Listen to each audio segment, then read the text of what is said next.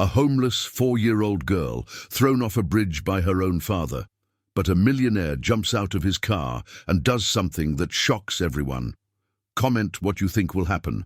Your opinion is very important, and subscribe to my channel to support my work. Your help is very important. The June morning arrived, shrouded in a cold mist that covered the streets of Milwaukee, Wisconsin, like a gray veil. Benny Albright, 35, walked slowly down Main Street, carrying his daughter Izzy, just 6 years old, in his arms.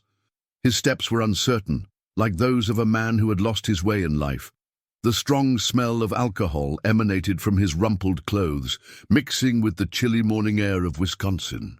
Izzy clung to her father's torn jacket, her big, frightened brown eyes observing the world around her, with the natural curiosity of a child, but also with a worry that shouldn't exist in someone so young.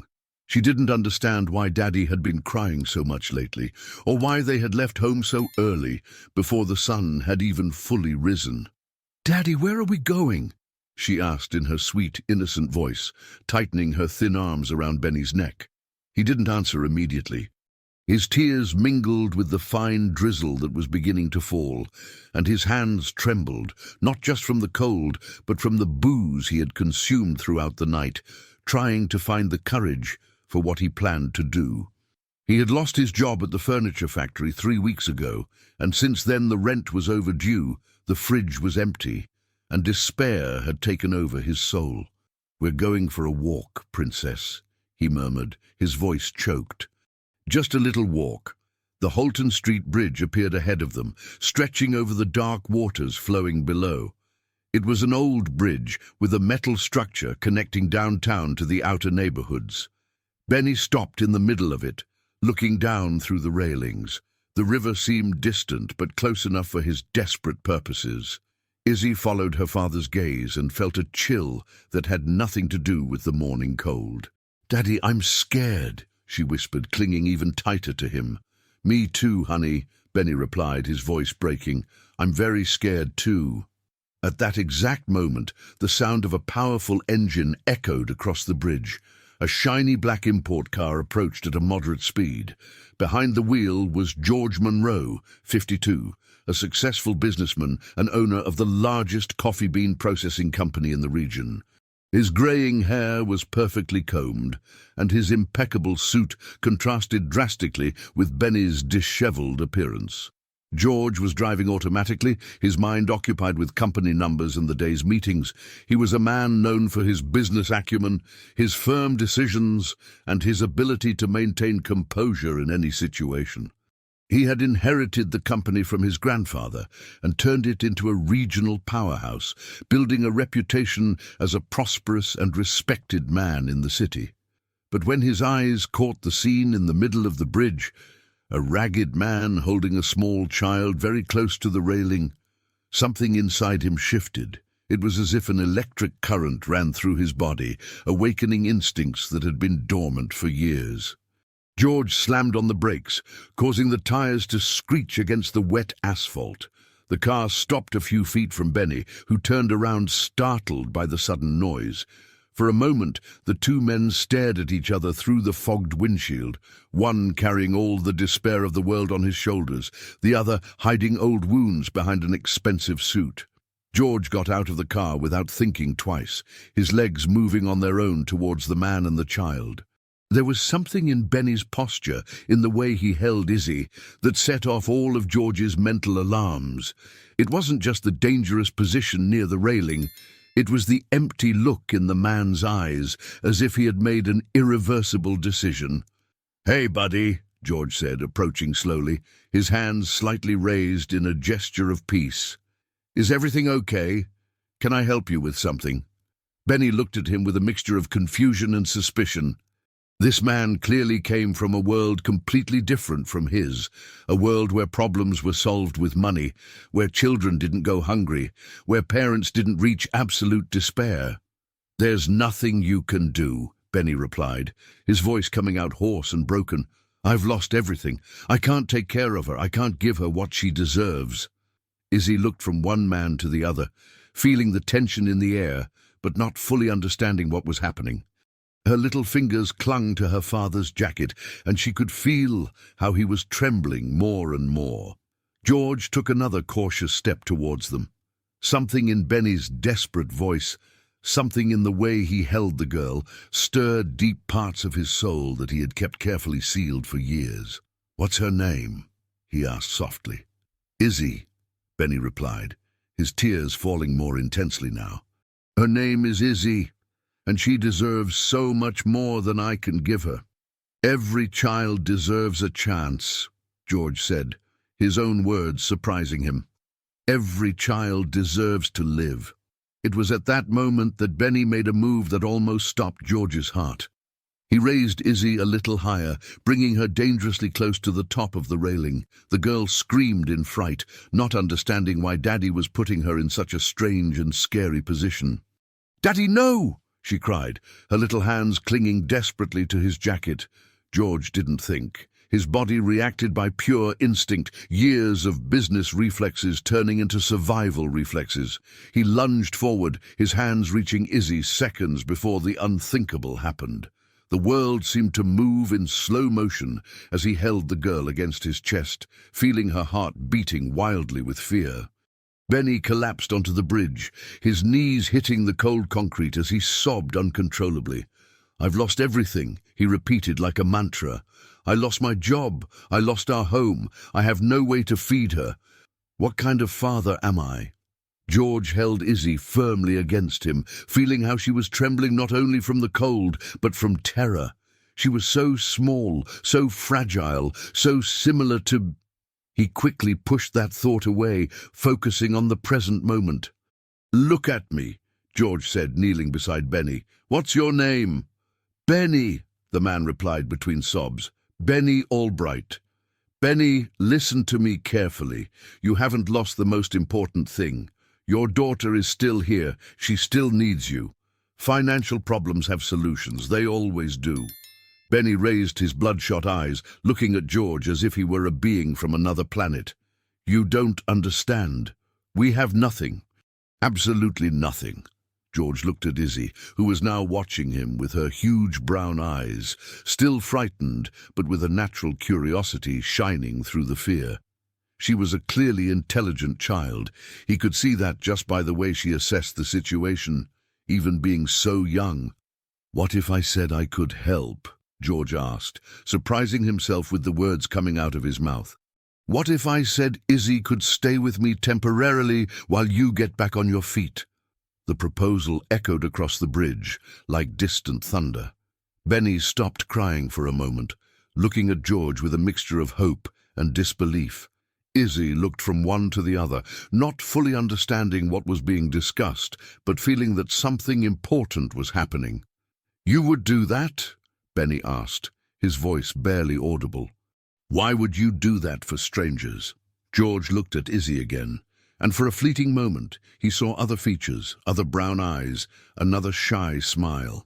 "Because every child deserves a chance," he repeated.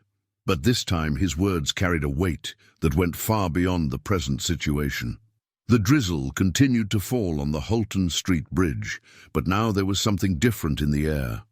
It was as if fate had placed those three people in that specific place at that specific moment to alter the course of their lives forever. What none of them knew yet was that this impulsive decision would trigger a chain of events that would reveal secrets buried for years and change not only their lives, but the lives of many other people in the small city of Milwaukee. George Monroe's mansion stood imposingly in the most upscale area of Milwaukee, surrounded by perfectly manicured gardens and high walls that ensured complete privacy. It was a modern two-story building with large glass windows that reflected the sunlight like mirrors, contrasting with the typical architecture of the region. As the black car passed through the automatic gates, Izzy pressed her little face against the window, her eyes wide with the grandeur of the place. "Wow, what a big house," she murmured, still clutching the teddy bear that George had stopped to buy on the way, an impulsive gesture he couldn't even explain himself. George watched the girl in the rearview mirror, noting how she absorbed every detail of the new environment with intense curiosity. There was something about the way Izzy observed everything that intrigued him deeply.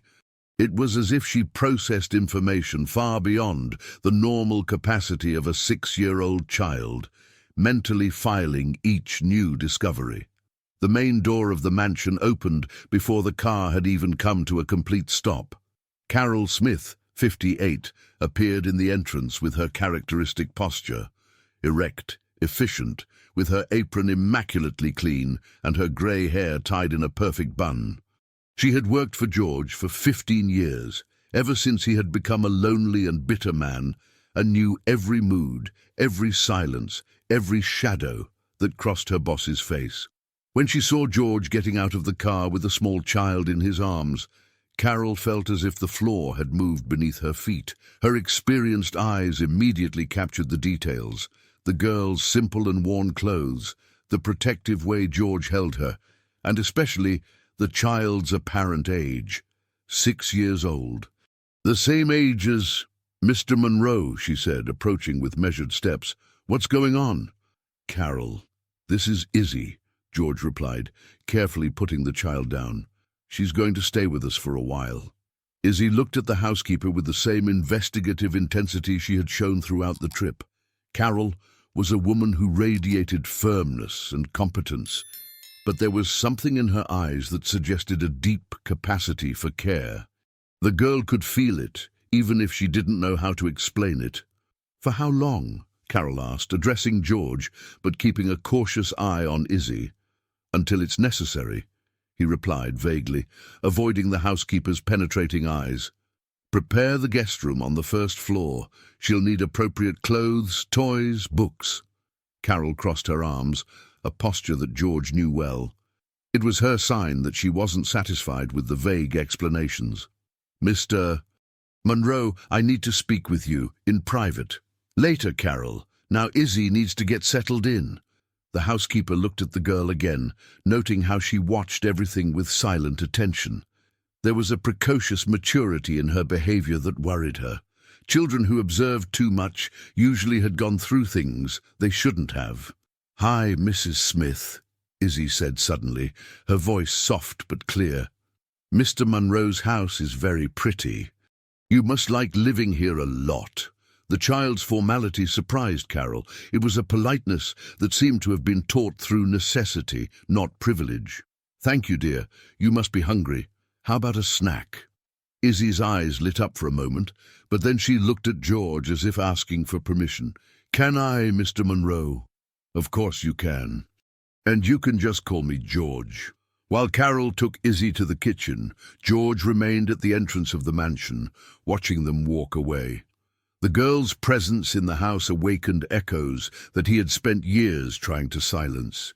Every small step on the marble floors, every child's voice echoing through the corridors, every shy laugh brought back memories that he kept locked away.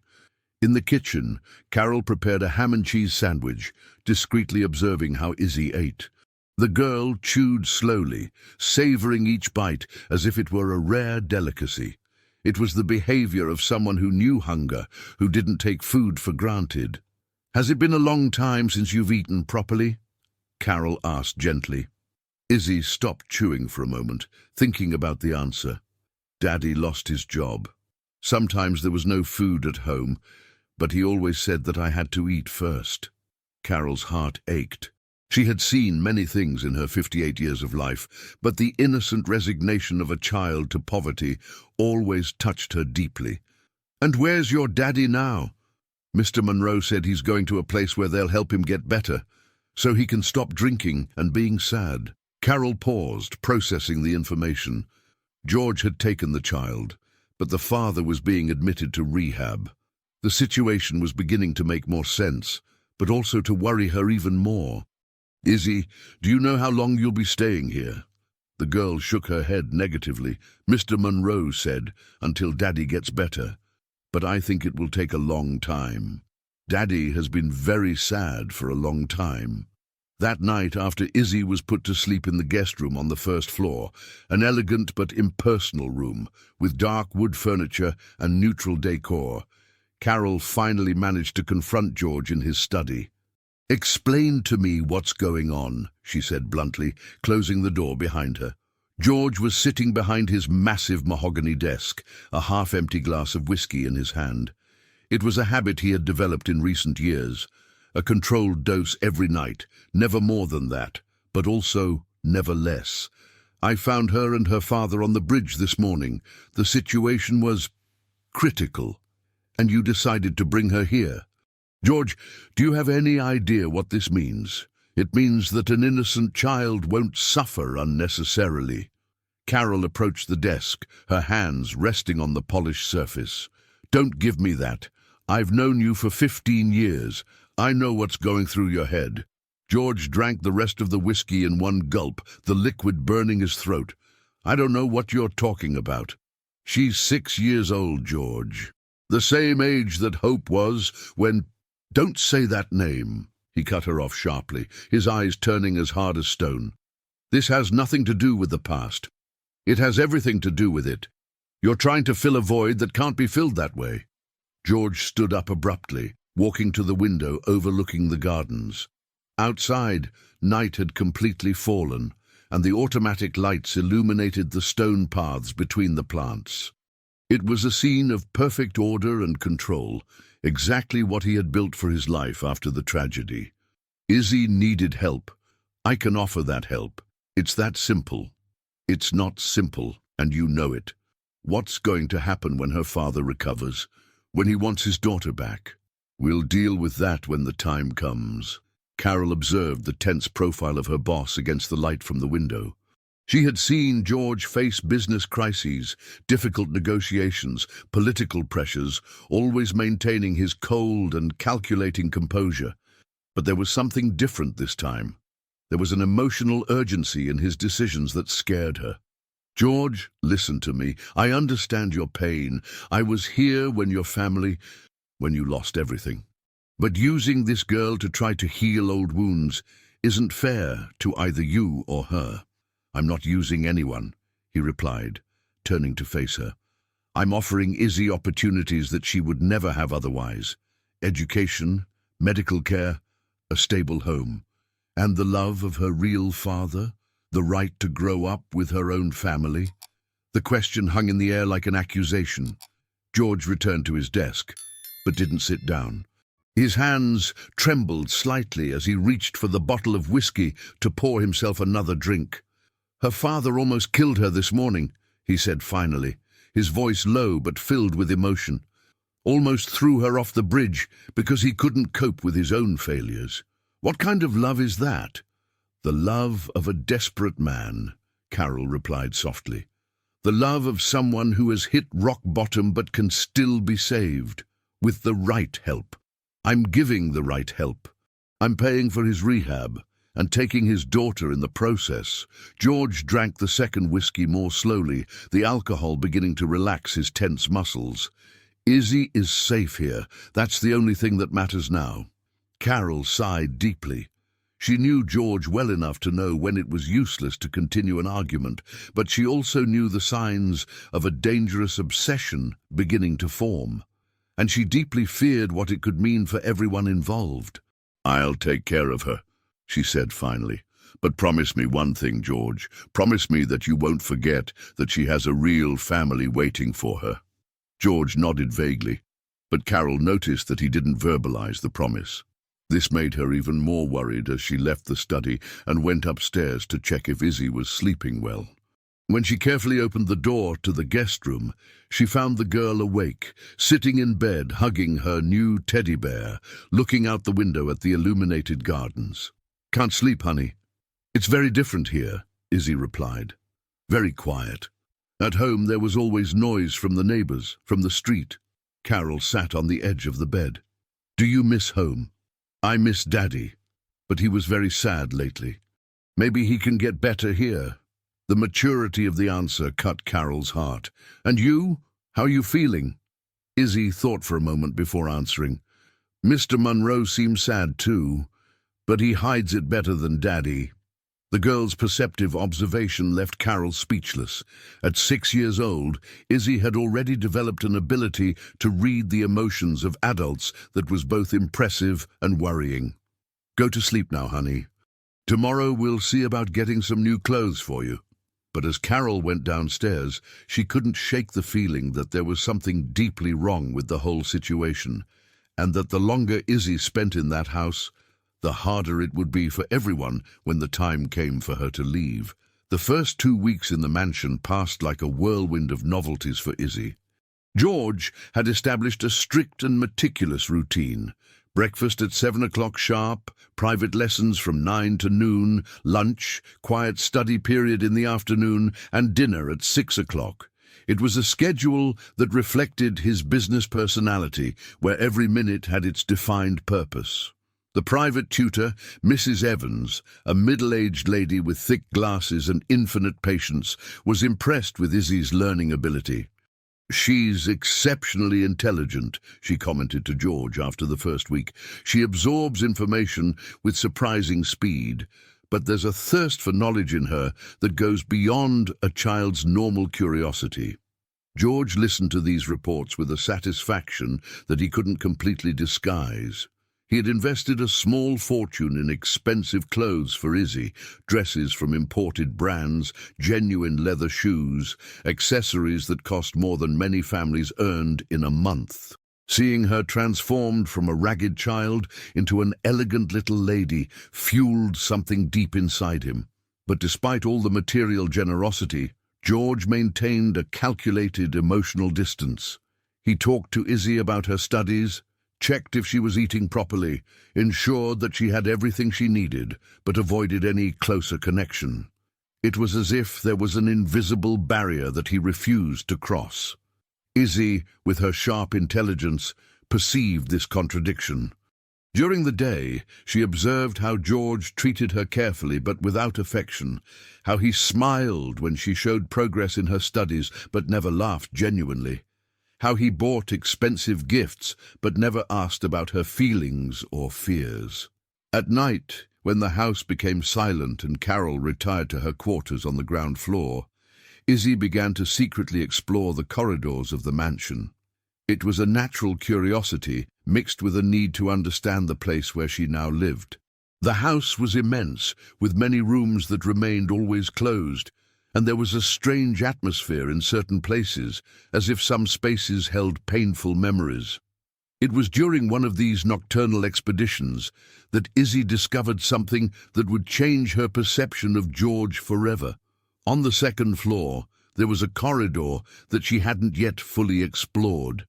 Walking barefoot so as not to make noise, she followed it to the end, where she found a door different from the others. It was made of dark wood, with carved details, and had an old lock that seemed not to have been used for a long time. Curiosity was stronger than caution. Izzy tried to turn the doorknob, and to her surprise, the door yielded with a soft creak. What she found on the other side left her completely paralyzed. It was a children's room, but preserved as if time had stopped. There was a small bed with a pink canopy, shelves full of books and toys, a rocking horse in the corner, dolls arranged carefully on an antique dresser. The walls were decorated with framed children's drawings and photographs of a blonde girl smiling at the camera. Izzy entered slowly, her bare feet silent on the soft carpet. Everything was impeccably clean, as if someone took care of that space regularly, but there was a palpable sadness in the air. It was like entering a museum dedicated to an interrupted childhood. She approached the small desk, where there was an open children's diary. With her advanced reading ability, she managed to decipher the words written in childish handwriting. "Mommy said that maybe we have to leave. She's afraid of Daddy when he gets angry. I'm a little scared too, but I love Daddy. Will he miss us if we go?" Izzy's heart raced. That girl in the photographs was about her age, and there was something in her expression that was both familiar and frightening. It was like looking into a mirror that reflected not only her physical appearance, but also her deepest fears. She flipped through a few pages of the diary, discovering more fragments of that mysterious child's life, drawings of a happy family, then drawings where the father appeared with an angry expression, and finally pages where there was only the mother and daughter, with words like "run away" and "hide" written several times. "What are you doing here?" George's voice echoed through the door like thunder. Izzy turned quickly, the diary still in her hands, and found George standing in the doorway. His expression was of a fury that she had never seen before, not just anger, but a deep pain mixed with something that looked like despair. I got lost," Izzy stammered, fear making her voice tremble. "The door was open and You shouldn't be here," George shouted, advancing towards her with quick steps. "This room is forbidden. No one enters here." Izzy recoiled instinctively, still holding the diary against her chest. "I'm sorry, Mr. Monroe. I didn't know that." "Give me that." He snatched the diary from her hands with a violence that frightened her even more. "Get out of here immediately." Tears began to stream down Izzy's face. It was the first time George had shouted at her, and the intensity of his anger terrified her. "Who was the girl in the pictures?" she asked between sobs. The question made George stop abruptly. He looked at Izzy, as if he had just realized that there was a real child in front of him, not just a projection of his own emotional needs. It was my daughter," he said, his voice breaking. "It was Hope. Where is she now?" "She left," George replied, his hands trembling as he held the diary. "She and her mother left a long time ago." Izzy wiped the tears with the back of her hand, her childish mind trying to process the information. "Why did they leave?" Because I wasn't a good father." The confession came out of George as if it were being forced out. He sat heavily on the small bed, the diary still in his hands, and for the first time since Izzy had met him, he seemed completely vulnerable. "Were you trying to be a good father to me?" she asked with her brutal, childish honesty. The question hit George like a punch in the stomach. He looked at that 6-year-old girl, with her huge brown eyes still wet with tears, and realized for the first time what he was really doing. He wasn't saving Izzy. He was using her to try to fix mistakes from the past that couldn't be fixed.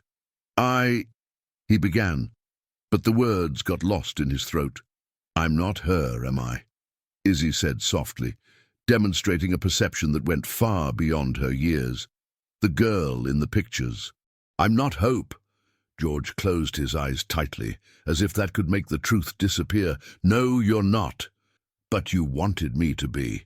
The gentle but devastating accusation echoed through the silent room. George opened his eyes and found Izzy watching him with a mixture of understanding and sadness that made him realize that he had completely underestimated that child's emotional intelligence. "Izzy, He tried to find words to explain, to justify himself, but nothing he said could change the fact that a 6-year-old child had understood his motivations better than he himself. "It's okay," she said, approaching him with hesitant steps. "I understand. You miss her." George felt the tears burning his eyes. He hadn't cried for years, had prided himself on his ability to keep his emotions under control, but Izzy's innocent compassion broke all the barriers he had built. "I miss her so much," he admitted, his voice barely audible. "Every day." "Why did she leave?" "Because I became someone that she and her mother feared. Because I put business, money, power above them. Because when they needed me, I wasn't there." Izzy processed this information with the seriousness of someone much older. "And now you're trying to do different with me." "I thought so," George answered honestly. "But maybe I'm repeating the same mistakes." At that moment, they heard quick footsteps climbing the stairs. Carol appeared at the door, breathless and clearly alarmed. "I heard shouting. What's going on here?" She looked from George to Izzy, then to the room around them, and immediately understood the situation. Her eyes filled with a mixture of sadness and concern. "Mr. Monroe, what have you done?"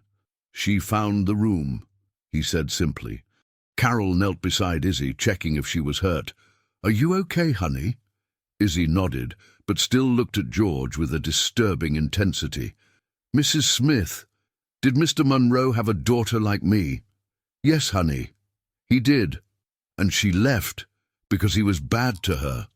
Carol hesitated, looking at George for guidance. He nodded for her to tell the truth. Not exactly bad, Carol said carefully. But sometimes adults make choices that hurt the people they love, even without wanting to. Like my daddy with the drinking. The unexpected comparison made both George and Carol fall silent. Once again, Izzy had demonstrated an ability to connect complex situations in a way that was both simple and deeply perceptive. Yes, Carol replied finally. Like your daddy with the drinking. Izzy looked again at George, who remained sitting on the small bed, holding the diary of his lost daughter. Are you going to send me away too? The question hung in the air like a sharp blade. George realized that he was at a decisive moment. He could continue using Izzy as a substitute for his lost daughter, or he could start to see her as the unique and special child she really was. I don't know, he answered honestly. I don't know what's right to do anymore. It was the first time George had admitted uncertainty since Izzy had arrived at the mansion, and paradoxically, that honesty reassured her more than all the false guarantees he could have given.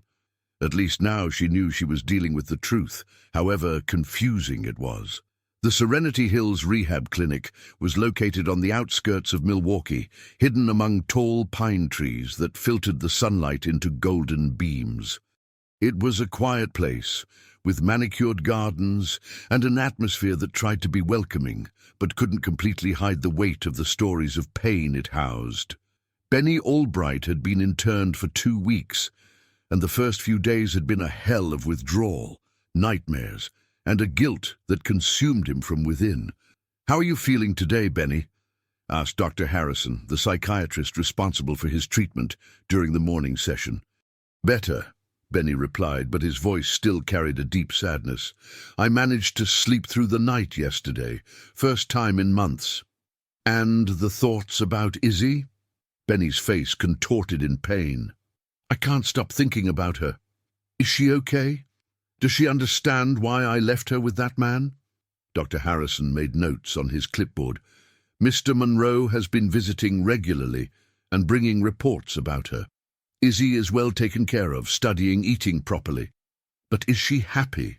Does she forgive me for what I almost did? It was a question that tormented Benny every day. The memory of that morning on the bridge was like an open wound in his mind. The absolute despair that had led him to consider the unthinkable, the terror in his daughter's eyes, George's providential intervention. He knew he owed an unpayable debt to that man, but also felt a growing unease about the businessman's true intentions. Benny, said Dr. Harrison, leaning forward, I need to ask you a difficult question. What do you know about George Monroe? Only that he owns a big company, and that he saved me from doing something crazy. Why? We've been doing some routine checks on Izzy's situation, and some information has surfaced that worries me. George Monroe had a family who mysteriously disappeared 8 years ago. A wife and a young daughter. Benny felt the blood run cold in his veins. What do you mean by disappeared? Officially, he reported that they died in a car accident, but there are no police records of any accident. It's as if they simply vanished. And you think? I think there may be more to this story than George is saying. And I'm worried about the fact that your daughter, who is about the same age as his daughter was, is now in his care. Benny got up abruptly from the chair, agitation taking over his body. I need to see Izzy. I need to make sure she's okay. Benny, calm down. We can't jump to conclusions, but I think it would be wise for you to start thinking about alternatives for when you are discharged. What kind of alternatives? Family. Do you have relatives who could help take care of Izzy while you fully stabilize? Benny stopped walking and looked out the window of the therapy room, seeing the tranquil gardens of the clinic.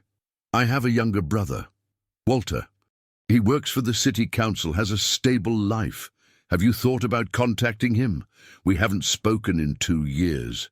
We had a bad fight when he tried to help me with the drinking and I refused.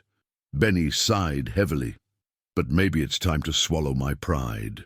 Meanwhile, at the mansion, Izzy had developed her own routine that included observing George more closely since discovering Hope's room. During meals, she noticed how he looked at her with a mixture of affection and melancholy, as if he were seeing two people at the same time. During lessons, she realized that he passed through the corridors more often than necessary, always finding excuses to check on her progress. "Mrs. Smith," Izzy said one afternoon, while helping the housekeeper fold towels in the laundry room, "can I ask you a question?" "Of course, dear." "Was Mr. Monroe different before Hope left?"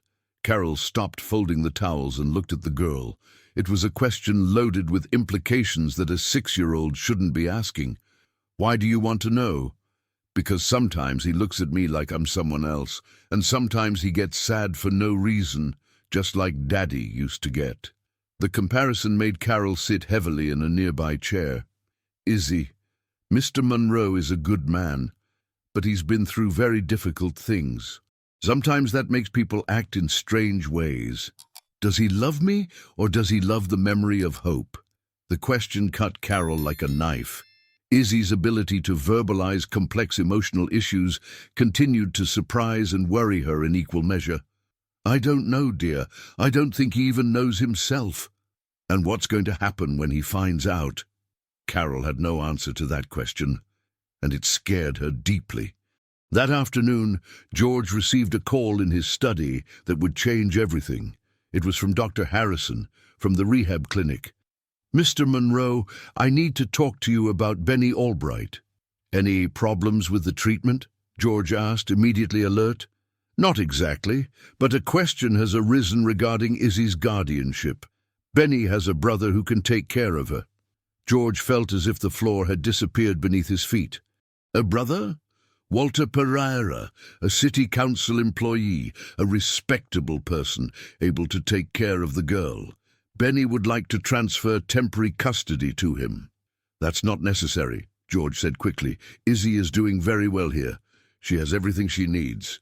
"I understand your concern, Mr. Monroe, but a child should be with her family whenever possible. And there are other issues that we need to discuss in person."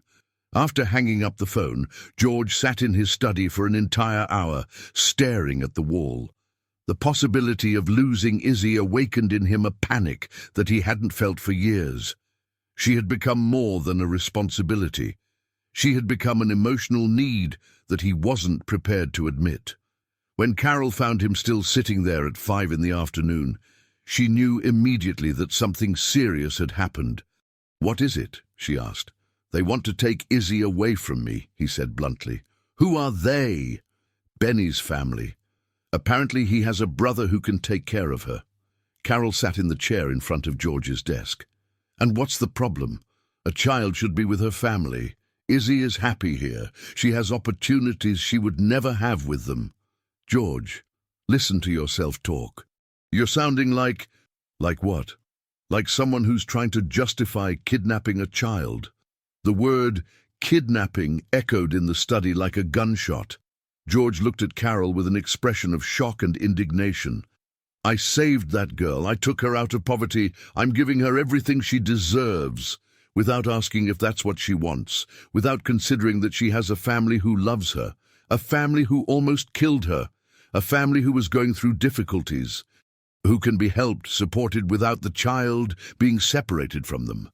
George stood up abruptly, walking to the window. Outside, he could see Izzy playing in the garden with a storybook, her total concentration, her brown hair shining in the afternoon sun. It was an image of perfect domestic tranquility that fueled his fantasies of a reconstituted family. "She's special, Carol. Intelligent, sensitive, caring. She deserves more than a life of deprivation. And you think you can give that to her? I know I can. Even knowing that she's not Hope, even knowing that forcing this situation can hurt her as much as it helps her." George didn't answer, but Carol saw the tension in his shoulders increase. She knew that posture. It was the same one he adopted when making controversial business decisions, when he decided that the ends justified the means. George, please think carefully about what you're doing. Izzy isn't an object that you can possess. She's a child who needs the love of her real family. What if I say I'm not going to give her up? The question hung in the air like a threat. Carol felt a chill down her spine as she realized that George was seriously considering using his power and influence to keep Izzy against the will of her family. Then I'll have to make some tough decisions, she replied finally. What kind of decisions? Decisions about where my loyalties lie, whether with a man who's repeating the mistakes that destroyed his own family, or with an innocent child who deserves to return to where she belongs. It was the first time in 15 years that Carol had confronted George so directly, and from the expression on his face, they both knew that she had reached a point of no return in their relationship. That night, when Izzy was sleeping, Carol made a decision that would change the course of the entire situation. She picked up the phone and made a call that she knew could cost her her job, but that her conscience demanded. "Hello, City Hall. I'd like to speak to Walter Pereira. It's about his niece, Izzy." Walter Pereira was finishing another day of work at City Hall when he received the call that would change his perspective on everything. At 32 years old, he was a methodical and responsible man who had built a solid career in the urban planning department after graduating in civil engineering. When he learned that his niece was with a wealthy businessman in the city, his first reaction was relief. At least Izzy was safe and well cared for while Benny recovered, but Carol's call planted seeds of doubt that quickly grew in his mind.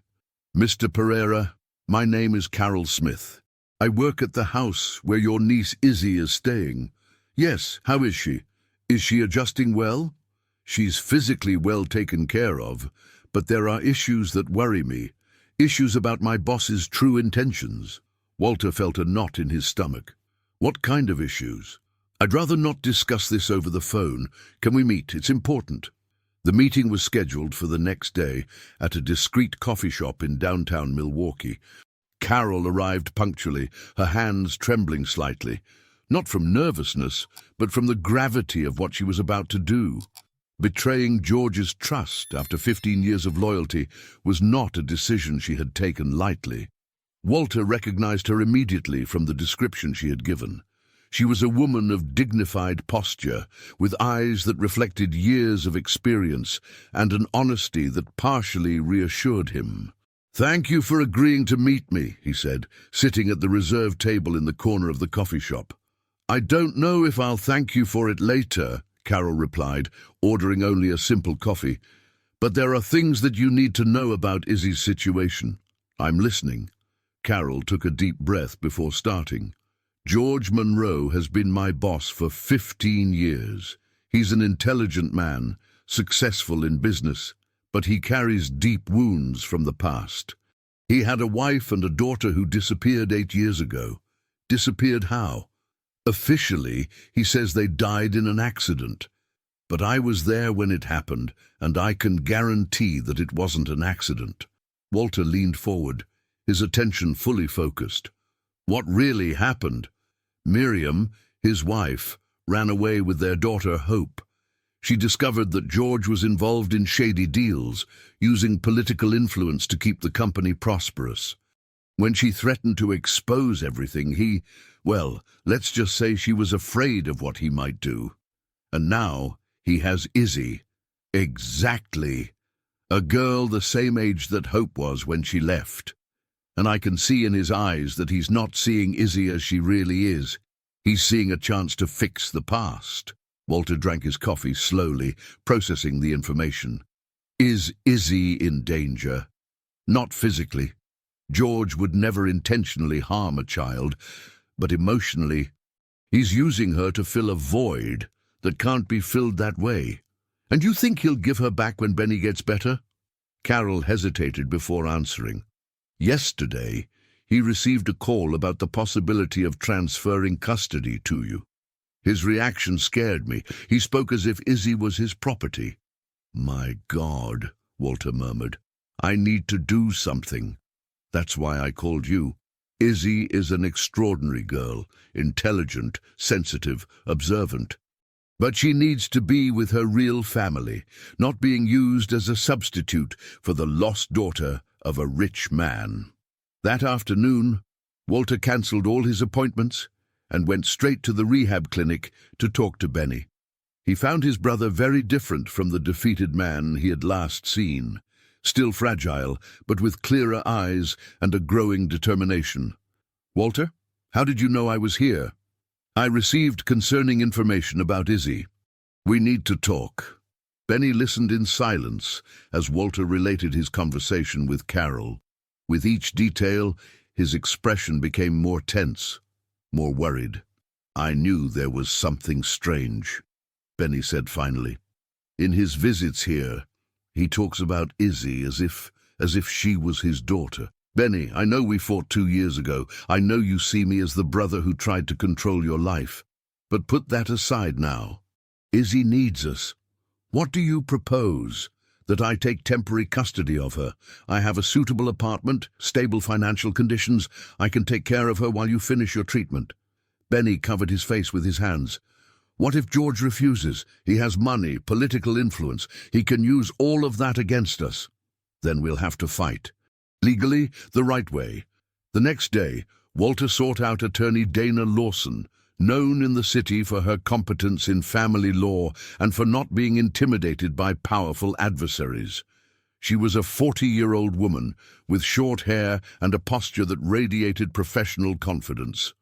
"I understand the situation," she said after listening to the full account. "It's a delicate case, but we have solid arguments. The child should be with her family whenever possible, and you demonstrate suitable conditions to take care of her. What are the chances of success?" "Good, if we do everything right. But I need to warn you. George Monroe is not just any adversary. He has the resources to prolong the process, to create legal obstacles. I'm prepared for that. Then let's get started. I'll prepare the necessary documentation and request a hearing to discuss the transfer of custody." Meanwhile, at the mansion, George had noticed a subtle change in Carol's behavior. She continued to perform her tasks with her usual efficiency, but there was a new distance between them, a coldness that he couldn't explain. "Has something happened?" he asked during dinner, while Izzy concentrated on drawing in her new notebook. "What do you mean, Mr. Monroe? You're different, distant." Carol looked at Izzy, who pretended to be absorbed in the drawing, but was clearly paying attention to the conversation. "I'm just worried about some changes that may happen soon." "What kind of changes?" "Changes related to Izzy's situation." George felt the blood run cold. "What do you know that I don't?" "I know that her family is organizing to get her back." The tension at the table became palpable. Izzy raised her eyes from the drawing, looking from one adult to the other, feeling the electricity in the air. "Is something bad happening?" she asked in her small voice. "No, dear," Carol replied quickly.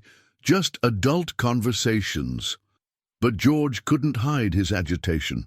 "Izzy, how about you go play in your room? The adults need to talk." After the girl left, George turned to Carol with an intensity that she hadn't seen in years. "What have you done?" "I did what my conscience told me to do." "You spoke to them? To Benny's family?" "I did." "How could you betray me like that after 15 years?" "I didn't betray you, George. I tried to protect an innocent child from becoming a victim of your obsession." "Obsession? I'm giving Izzy everything she needs." "No, you're trying to use her to heal your own pain. And that's not fair to either you or her." George got up abruptly from the table, pacing back and forth in the dining room. "They can't just come here and take her. Izzy is happy here. She's progressing in her studies. She has everything a child could want. She has everything except the most important thing, the right to be with her real family. What if I refuse to give her up? Then you'll become exactly the kind of man that made your own family run away from you." The comparison hit George like lightning.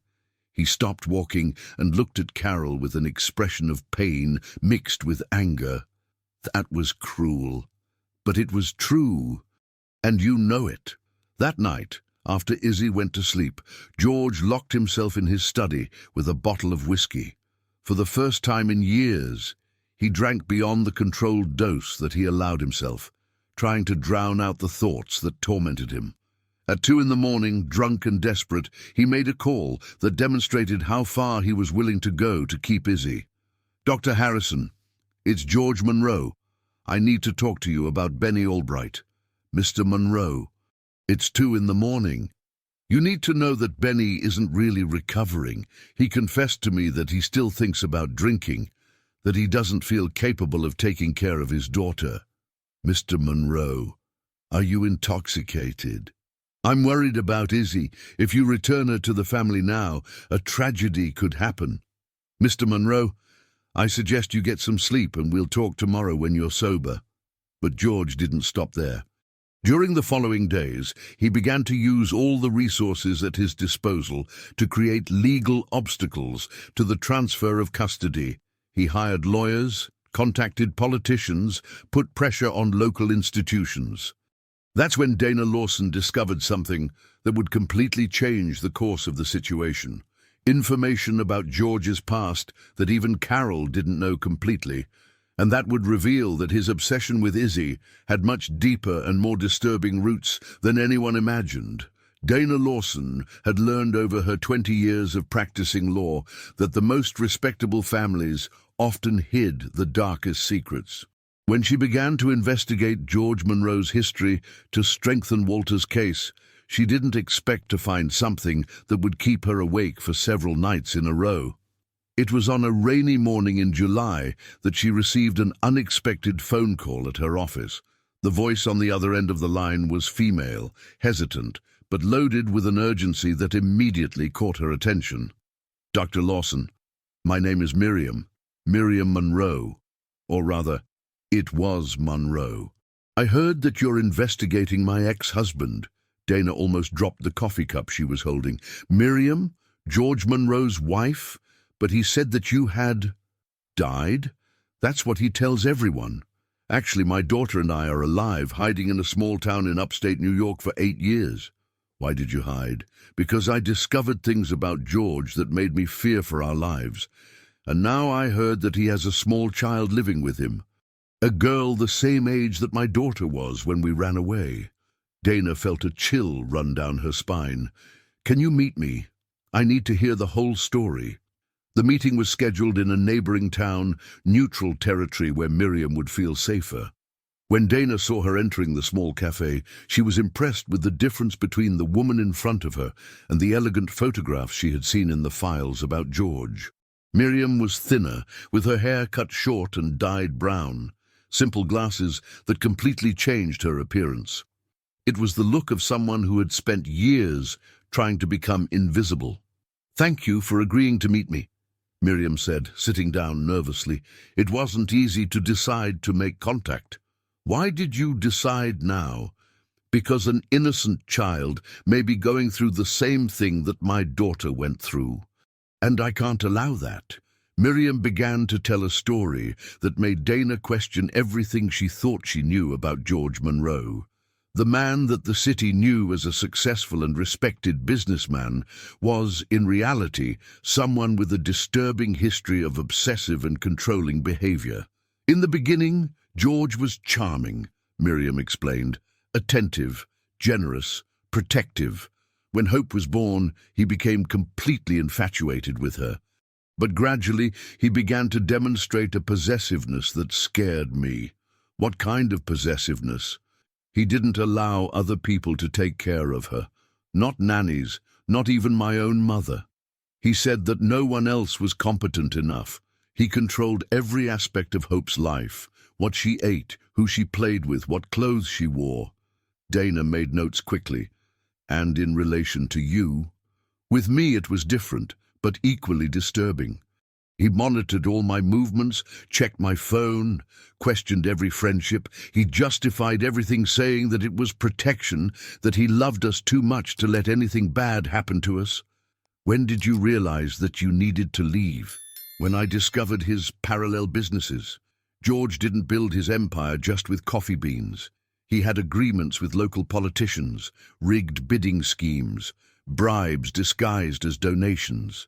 And when I confronted him about it, when I said that I didn't want Hope to grow up seeing these things, he— Miriam stopped, her hands trembling as she held the coffee cup. What did he do? Threatened to have me committed to a psychiatric clinic. He said that I was having paranoid episodes, that I was making up stories. He even got false medical documents, attesting that I was mentally unstable. And that's when you decided to run away? That's when I realized that he was capable of anything to maintain control over us. One night, while he was traveling on business, I took Hope and we left. I only left a note saying that we had decided to visit distant relatives. But why didn't you report his crimes? With what evidence? He controlled everything, knew everyone important in the city. Who would believe me against his word? I preferred to disappear and start a new life. Dana absorbed all this information, realizing the terrifying implications for Izzy's situation. Miriam, do you have a way to prove these accusations? I have documents that I managed to copy before running away, proof of suspicious payments, compromising correspondence, even recordings of some conversations. I kept everything as insurance in case I ever needed to protect myself. And your daughter, how is she dealing with all this? Hope was only 6 years old when we left. In the beginning, she asked about her father constantly, but gradually she began to remember the bad moments, the times he yelled at me, how possessive he got when other children wanted to play with her. Now, at 14 years old, she understands why we had to leave. Would you be willing to return to Milwaukee to testify about George's character? Miriam hesitated for a long moment. If it helps protect that child who is with him now, yes. But I want guarantees of protection. You can count on it. That same afternoon, while Dana processed Miriam's shocking revelations, at George's mansion, something equally disturbing was happening. Izzy had begun to ask questions that left Carol increasingly worried. "Mrs. Smith," the girl said during the afternoon snack, "why doesn't Mr. Monroe let me play with other children?" "What do you mean, dear?" "Yesterday, when we went to the market, there were children playing in the square. I asked to play with them, but he said it wasn't appropriate, that I could get hurt." Carol felt a knot in her stomach. "And what else did he say? That I'm too special to play with just any child, that he needs to protect me from people who don't understand how important I am." The words echoed in Carol's mind like an alarm. It was exactly the type of isolating language that she had seen George use years ago with Hope. "Izzy, would you like to have friends your age?" "I would very much, but Mr. Monroe says that I don't need friends besides him and you." That night, after Izzy went to sleep, Carol confronted George once again. She found him in his study, surrounded by legal documents that he was clearly using to create obstacles to the transfer of custody. "We need to talk about Izzy," she said without preamble. "If it's about the legal situation, it's already being resolved. My lawyers have found several irregularities in the process. It's not about that. It's about how you're treating her. The isolation, the excessive control." George raised his eyes from the papers. "I'm protecting her. You're repeating exactly the same patterns that you used with Hope. Don't you dare compare." "Why not? It's exactly what you're doing.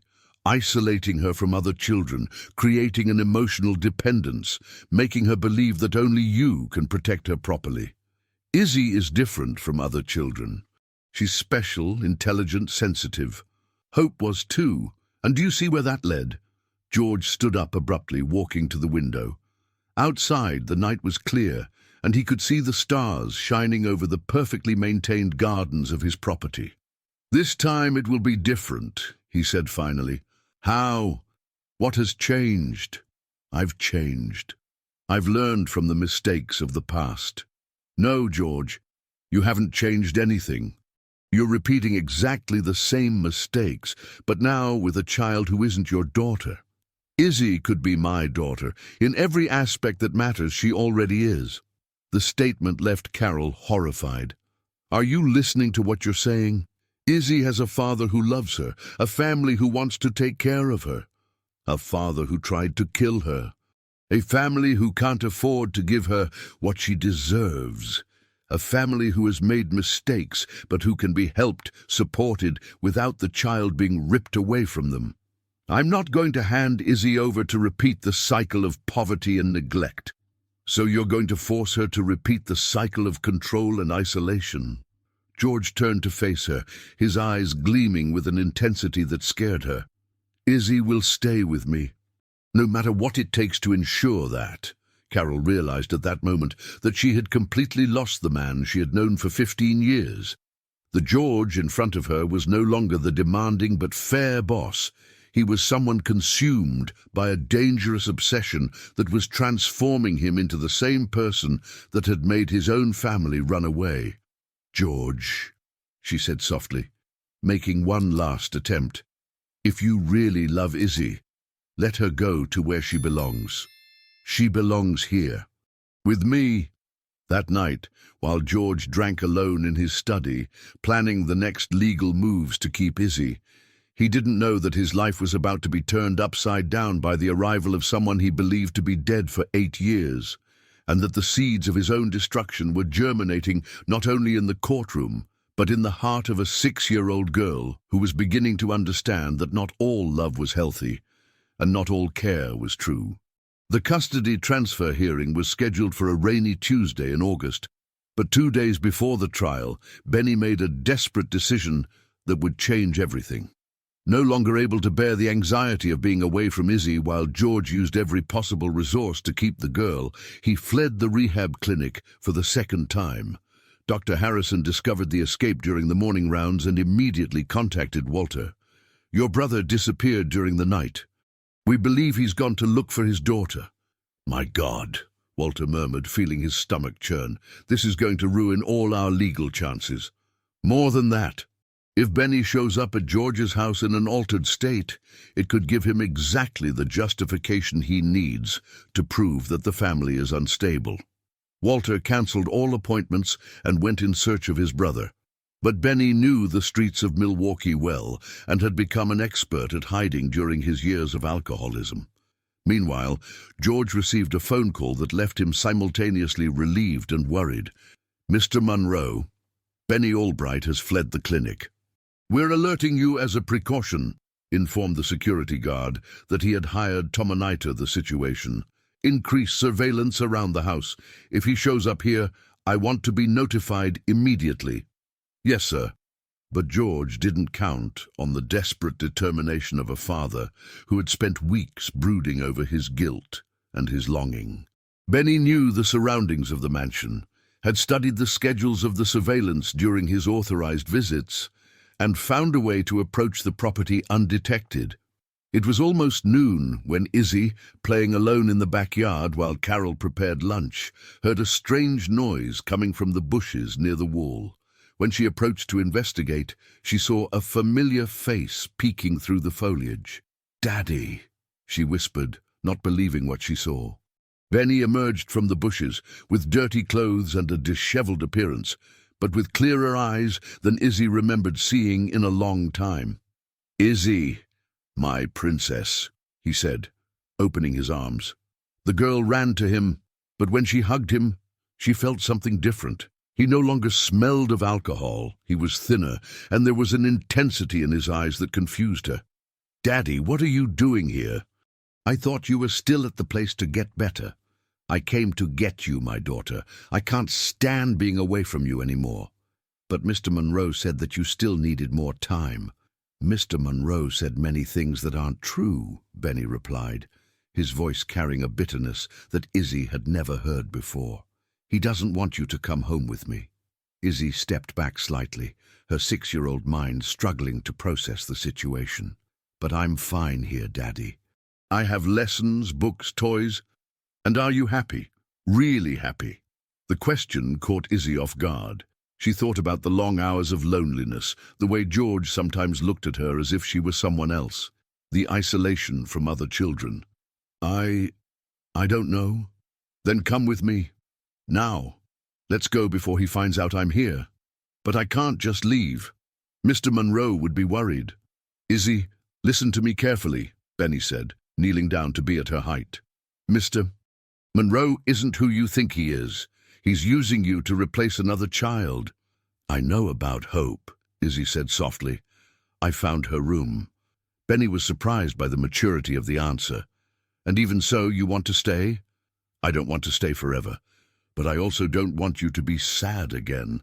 What if you drink again? The question pierced Benny's heart like a blade. I won't drink ever again. I promise you. Daddy has promised that before. The brutal honesty of his daughter made him realize how much he had lost of her trust. I know I've promised and broken the promise, but this time it's different. This time I have help. Uncle Walter is going to take care of us. Uncle Walter? I don't even know him. Yes, you do. He visited you when you were little. He's Daddy's brother, a good man who can help us start over. At that moment they heard Carol's voice calling from the other side of the garden. Izzy? Where are you, honey? Lunch is ready. Benny took Izzy's hand. We have to go now. If we wait any longer, it will be too late. Daddy, I'm scared. Of what? That you'll give up on me again.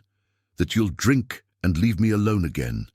Izzy's words echoed in the garden as an accusation and a plea at the same time. Benny realized that his daughter had grown up, matured forcefully during the time they had been apart. She was no longer the child who accepted his promises without question. Izzy, he said, his voice choked. I know I hurt you many times.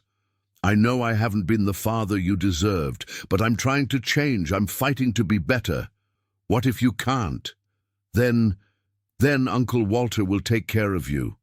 He doesn't drink, he has a good job, he can give you what you need. But will you still be my father? Forever. No matter what happens, I'll always be your father. Carol's voice was getting closer. Izzy, where did you get to, girl? Benny felt panic growing. We need to decide now. Are you coming with me or not? Izzy looked at the house where she had spent the last few months, then at the father who had almost destroyed her, but who was now trying to redeem himself. It was an impossible choice for a 6-year-old child. If I go with you, Mr. Monroe will be very sad, she said finally, and if you stay, I'll be very sad, and you may never see me again. Why? Because he's using his money to keep me away from you, to make you forget that you have a real family. At that moment, Carol appeared at the curve of the garden and stopped abruptly when she saw Benny crouching next to Izzy. Her first instinct was to scream, call security, but something in the scene made her hesitate. There was such pure hopelessness in Benny's eyes and such deep confusion in Izzy's eyes that she felt her heart break. Mr. Albright, she said calmly, approaching slowly, you shouldn't be here. I came to get my daughter. This way? Running away from the clinic? Trespassing on the property? The only way I could. He wouldn't let me see her any other way. Carol looked at Izzy, who was clearly divided between the two worlds she knew. Izzy, what do you want to do? I don't know, the girl replied honestly. I want to be with Daddy, but I also don't want Mr. Monroe to be sad. And I'm scared. Scared of what? Of everything going wrong again. Carol knelt down too, getting at the child's height. Honey, sometimes situations get too complicated for a child to decide alone. Sometimes adults need to make the difficult decisions. And what is the right decision? The right decision is for you to be with who really loves you for who you are, not for what you represent. Benny understood Carol's implicit message. Do you also think he's using her? I think George is trying to heal old wounds through Izzy, and that's not fair to either of them. Then help me. Help me take my daughter back home. Carol looked at the house, then at Benny, then at Izzy. It was the most difficult moment of her 15 years working for George. If I do this, I lose my job, I lose my home, I lose everything. But you save a child, and I may be helping an unstable man to kidnap his own daughter. I'm not going to kidnap her. I'm going to take her to Uncle Walter, who can take care of her legally. Izzy listened to the conversation of the adults, realizing that her life was being decided in that garden at that moment. "Mrs. Smith, if I go with Daddy, will you be very angry with me?" "No, honey.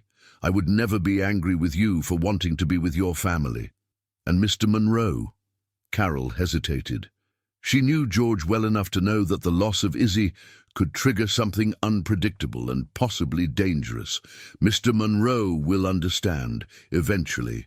But even as she said that, Carol knew she was lying. George wouldn't understand, and the consequences of that decision were yet to come. "Okay," said Izzy finally, "I'm going with Daddy, but is Mrs. Smith coming too?" "I can't, honey. My place is here." "Then I'm going to miss you, and I'm going to miss you too." That's how, on a rainy August afternoon, a decision made in a garden changed the course of several lives, unleashing events that would reveal secrets buried for years and force everyone involved to confront truths they preferred to keep hidden. The discovery of Izzy's escape happened 2 hours later, when George returned from a meeting with his lawyers and found Carol sitting in the living room with an expression that he had never seen before. It wasn't defiance nor guilt. It was a heavy resignation, as if she had made a decision that she knew would destroy her. "Where's Izzy?" he asked, even already knowing that something terrible had happened. "She's gone." "Gone how?" "With whom?" "With her father. Benny came to get her." The silence that followed was deafening. George stood at the entrance of the room for several seconds, processing the information as if it had been said in a foreign language. "And you allowed it?" "Yes." "How could you do this to me? How could you betray my trust this way?" Carol stood up slowly, facing George's furious gaze. "Because a child isn't property, George. Because she has the right to be with her real family. I was her real family. I took care of her, protected her, gave her everything she needed. No, you were using her to try to fill a void that can't be filled that way." George walked towards her with quick steps, and for a moment Carol thought he might do something violent. But he just stopped very close, his breathing quickened, and his eyes gleaming with a fury that she had never seen. "You have no idea what you've just done," he said, his voice low but filled with threat. "Izzy was safe here. Now she's in the hands of an alcoholic who tried to kill her. Benny is in recovery, and he's not taking her home. He's taking her to his brother, who can take care of her properly. Walter? That mediocre civil servant? What life can he offer to a child like Izzy? A normal life, with true love, not obsession disguised as protection." George recoiled as if he had been slapped. "Obsession? You call the love I have for her obsession? I call obsession the way you were isolating her from other children, controlling every aspect of her life, projecting on her your own emotional needs without considering what would be best for her. I knew what was best for her. No, you knew what was best for you, just like you did with Hope." The mention of his daughter's name made George stand completely still. When he spoke again, his voice was strangely calm, which scared Carol more than the anger. "You're fired. I want you to leave my house immediately." "I was already expecting that. And don't think that this will stay like this. I'm going to use all the resources I have to bring Izzy back. George, listen to me. If you really love that girl, let her go. Let her have a chance to be a child, to grow up in a normal family." "Never."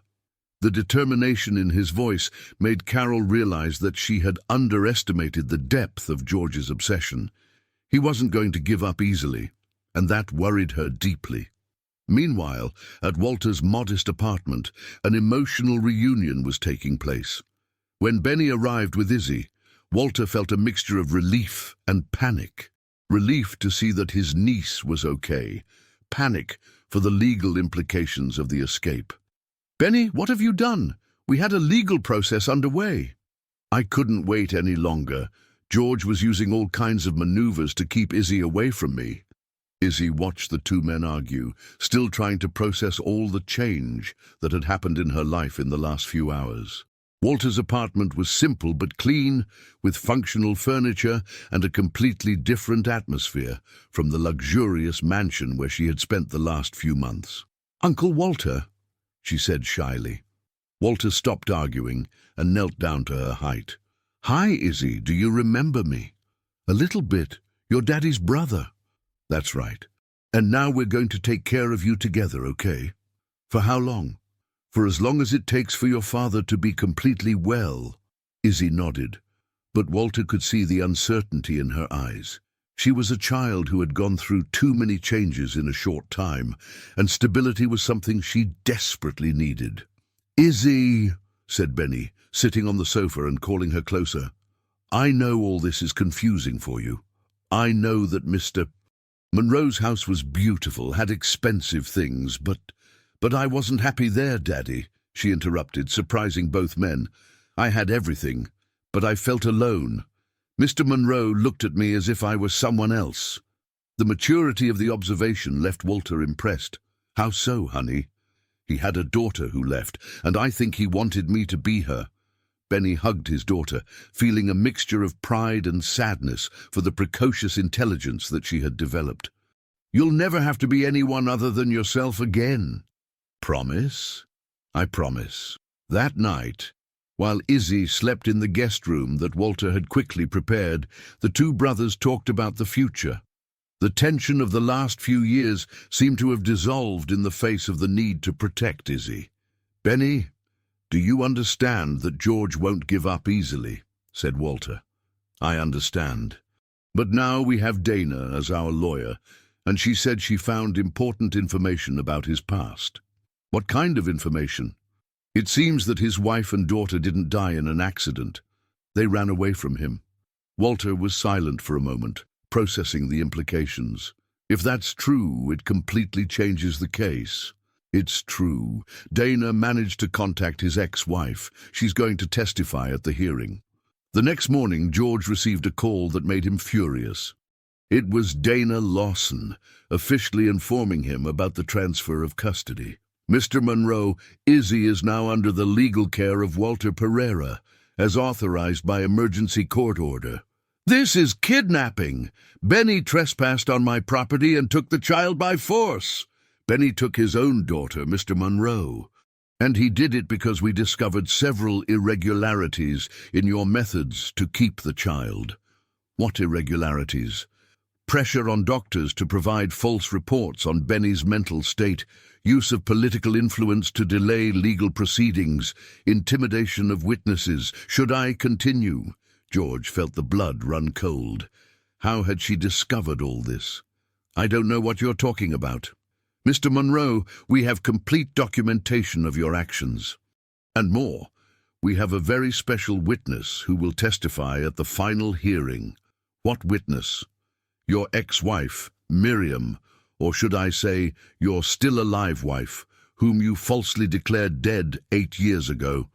The phone slipped from George's hand and fell to the floor with a crash. Miriam was alive, and she was coming back. That afternoon, in a small town in upstate New York, Miriam packed her bags with trembling hands while explaining to Hope, now 14 years old, why they needed to return to the place they had fled from so long ago. "Mum, I'm scared to see Dad again," said Hope, a skinny teenager with blonde hair and eyes that held traumatic memories of her childhood. "I'm scared too, honey, but an innocent child needs our help. A girl your age when we left Milwaukee. What if Dad tries to hurt us? He won't hurt us. This time we're not alone. We have lawyers. We have legal protection. And mainly, now you're old enough to tell your own version of what happened. I remember some bad things. You don't need to remember everything. You just need to tell the truth about what it was like, living with him. Mom, do you think he's changed?" Miriam looked out the window of her small apartment, seeing the simple but peaceful life they had built away from George's eyes.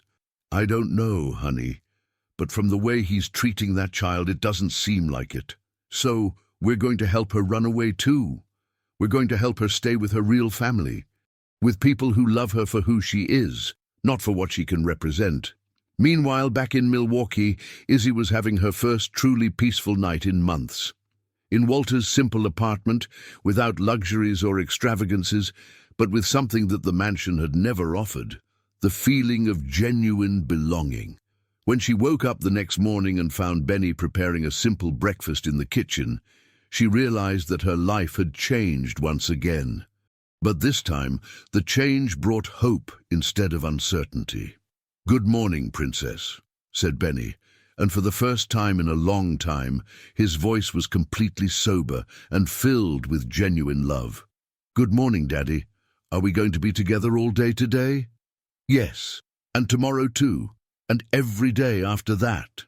It was a promise that Benny was determined to keep, no matter what storm George brought upon their lives. The arrival of Miriam and Hope in Milwaukee happened on a foggy morning in September, 8 years after they had left the city silently during the early hours. Dana had arranged their accommodation in a discreet hotel downtown, away from curious eyes and mainly away from anywhere George could find them accidentally before the hearing. Hope, now a 14-year-old teenager, watched through the taxi window the familiar streets she had known in her childhood. Much had changed in the city, but the memories remained intact in her mind, some sweet, others disturbing. "Mom, that's the school where I studied," she said, pointing to an old building with a colorful playground. "You remember?" "I remember some things. The teacher who was kind to me, the classmates who wanted to play but Dad wouldn't let me." Miriam squeezed her daughter's hand. She had spent 8 years trying to help Hope process the memories of a childhood marked by George's excessive control, alternating between child therapy and a lot of patient love. "How are you feeling about meeting him again?" "Nervous, but also curious. I want to see if he's changed, if he understands now why we left."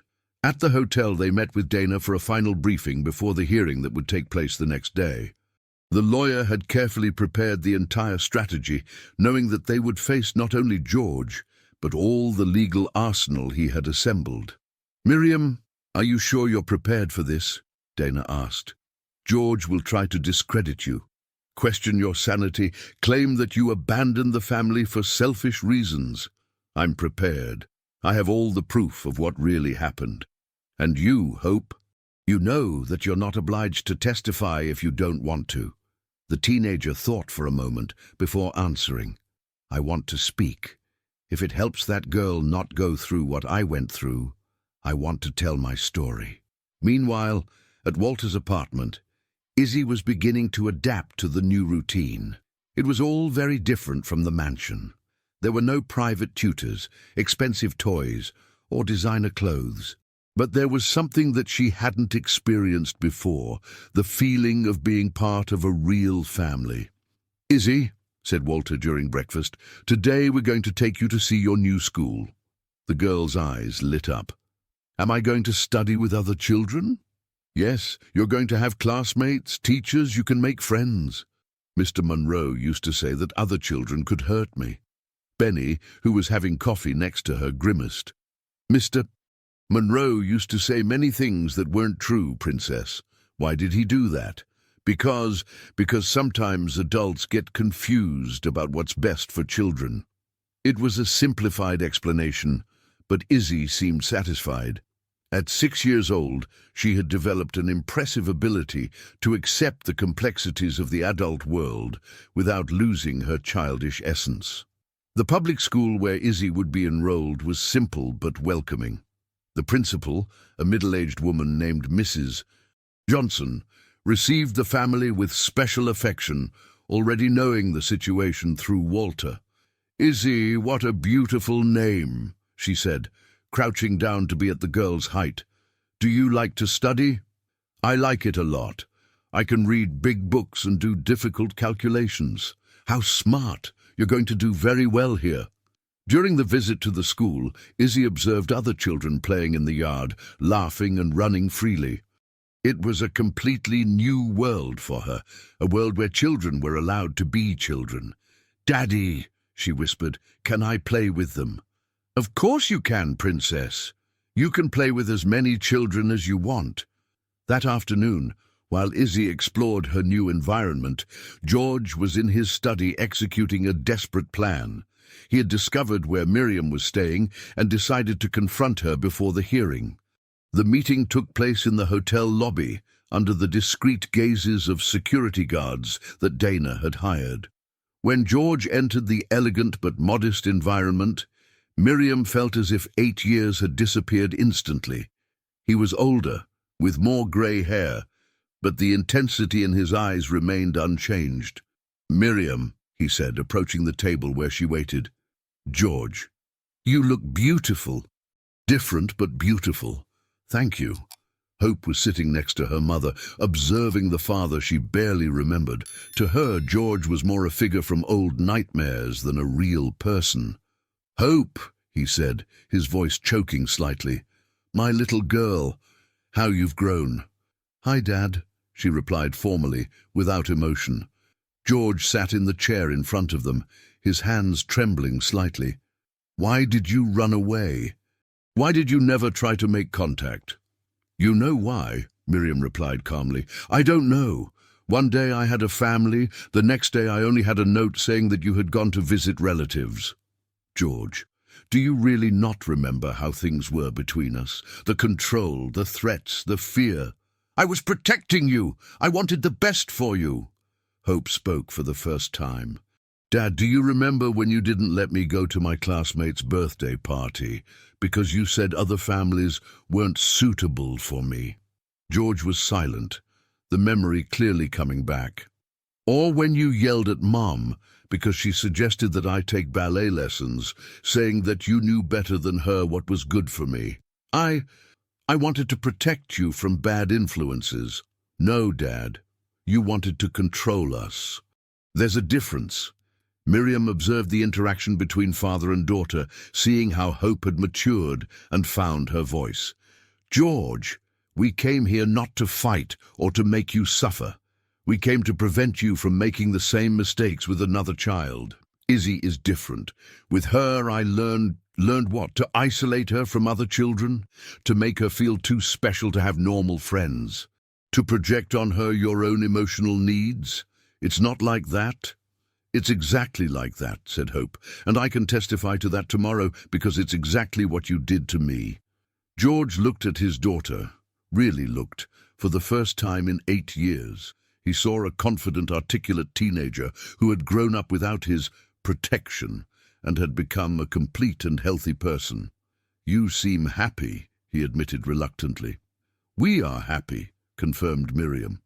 "Hope is in school, has friends, plays sports. She has a normal life without the father.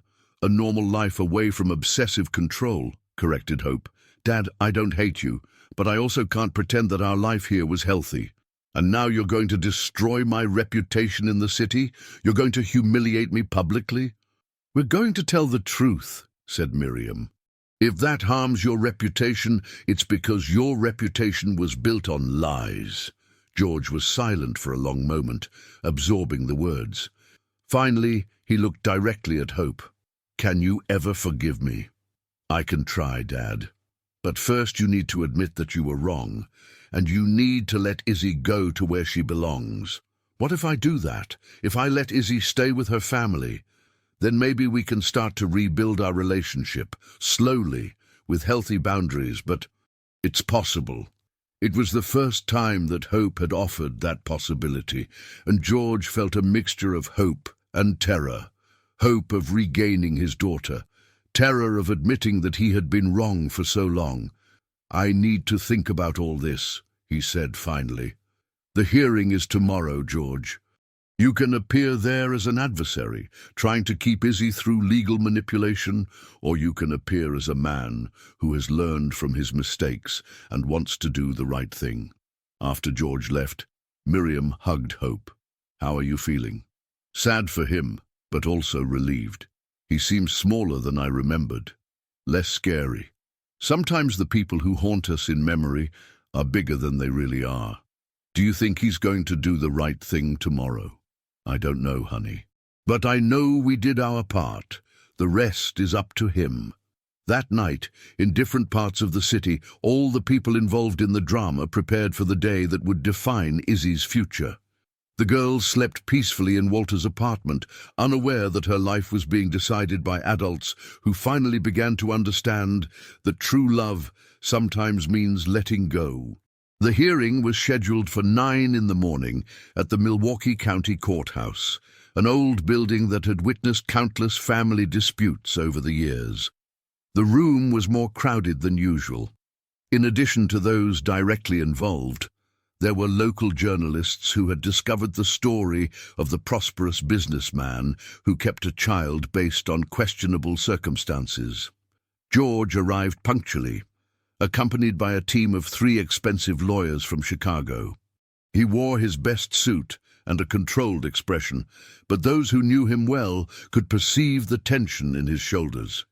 He had spent the entire night awake, reviewing every word he would say, every argument he would present. On the other side of the room, Walter sat with Benny and Dana, all visibly nervous but determined. Benny was unrecognizable compared to the desperate man from the bridge. He wore simple but clean clothes, his eyes were clear, and there was a dignity in his posture that impressed everyone present. Miriam and Hope occupied the seats reserved for witnesses, both wearing discreet but elegant clothes. Hope held her mother's hand tightly, mentally preparing to talk about memories that she had spent years trying to process. The judge, Mr. Thompson, a 60-year-old man known for his impartiality and rigor, opened the session with a warning. This is a sensitive case involving the well-being of a child. I hope that everyone present maintains dignity and focuses on what is best for Izzy Albright. Dana was the first to present arguments. Your Honor, we are here to re-establish the fundamental right of a child to be with her biological family. Mr. George Monroe, however well-intentioned he may have been initially, developed an obsessive relationship with Izzy that is not healthy for either of them. George's lead attorney, Mr. Davis, immediately countered, Your Honor, my client saved that child's life. He offered her educational opportunities and living conditions that her biological family could never provide. The father, Benny Albright, is a recovering alcoholic who has already demonstrated mental instability by attempting to harm his own daughter. Objection, interrupted Dana. Benny never tried to harm Izzy. He was in a moment of extreme despair caused by financial difficulties. Sustained, said the judge, hitting the gavel. Let's get to the facts and testimonies. I call the first witness, Carol Smith. Carol headed to the witness stand with firm steps. After swearing in, she began her testimony in a clear voice. I have worked for Mr. Monroe for 15 years. I saw how he treated Izzy during the months she spent in our house. Can you describe that treatment? Asked Dana. In the beginning, he was generous materially. He bought expensive clothes, hired teachers, ensured that she had everything she needed physically. But gradually, he began to isolate her from other children, to create a damaging emotional dependence. Can you give specific examples? He didn't allow her to play with other children in the park. He said she was too special for common friendships. He controlled every aspect of her routine, monitored her conversations, and mainly looked at her as if she was someone else. Mr. Davis stood up to challenge. The witness is making subjective interpretations. My client was protecting the child. Protecting or controlling, retorted Carol, because I saw the same behavior years ago with his own daughter. Objection. Irrelevant information. Sustained, said the judge, but it was obvious that the seed had been planted. Next, Dr. Harrison, the psychiatrist from the rehab clinic, was called.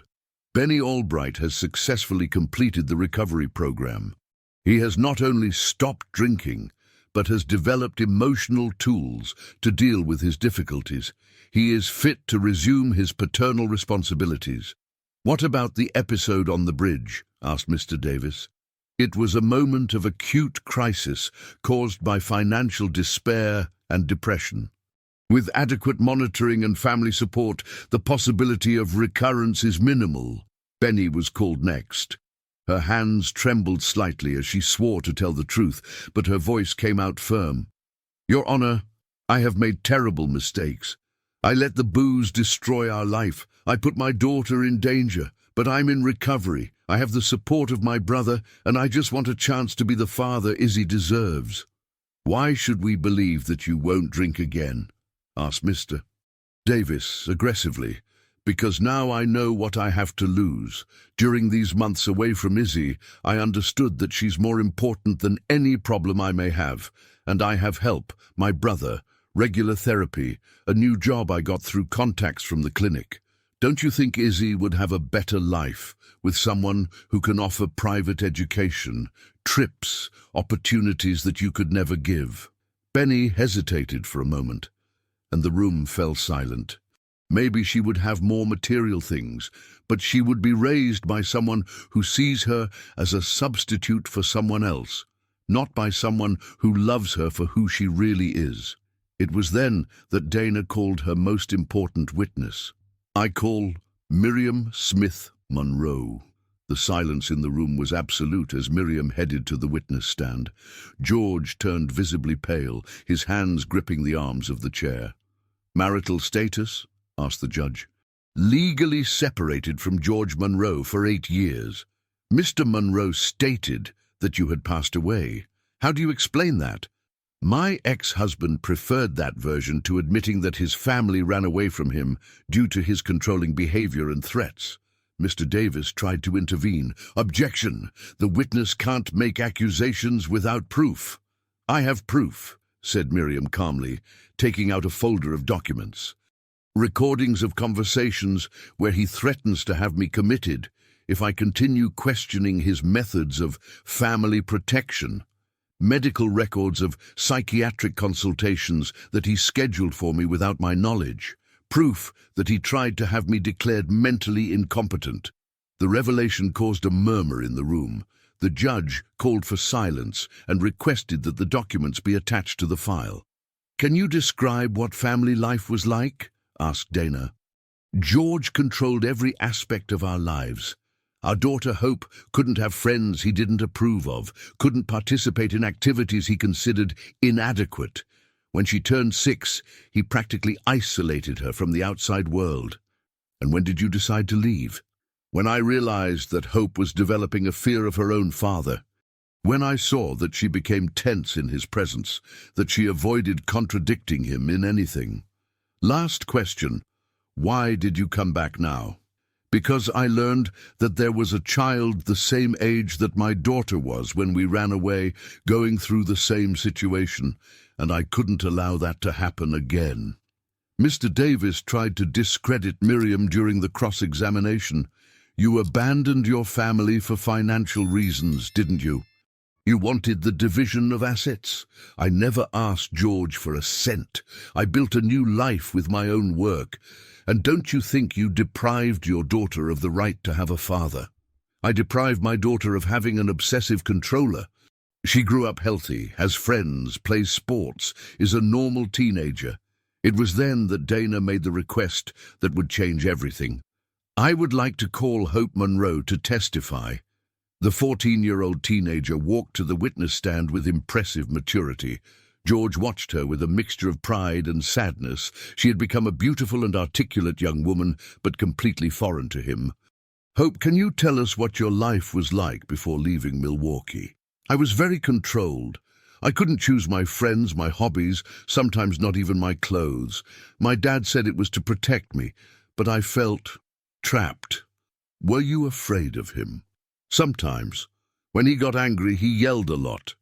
And he always said that he knew better than everyone else what was good for me." "How did your life change after you left?" "I made friends. I joined the school's volleyball team. I can choose my books, my movies. I'm a normal person." The judge addressed her directly. "Hope, do you miss your father?"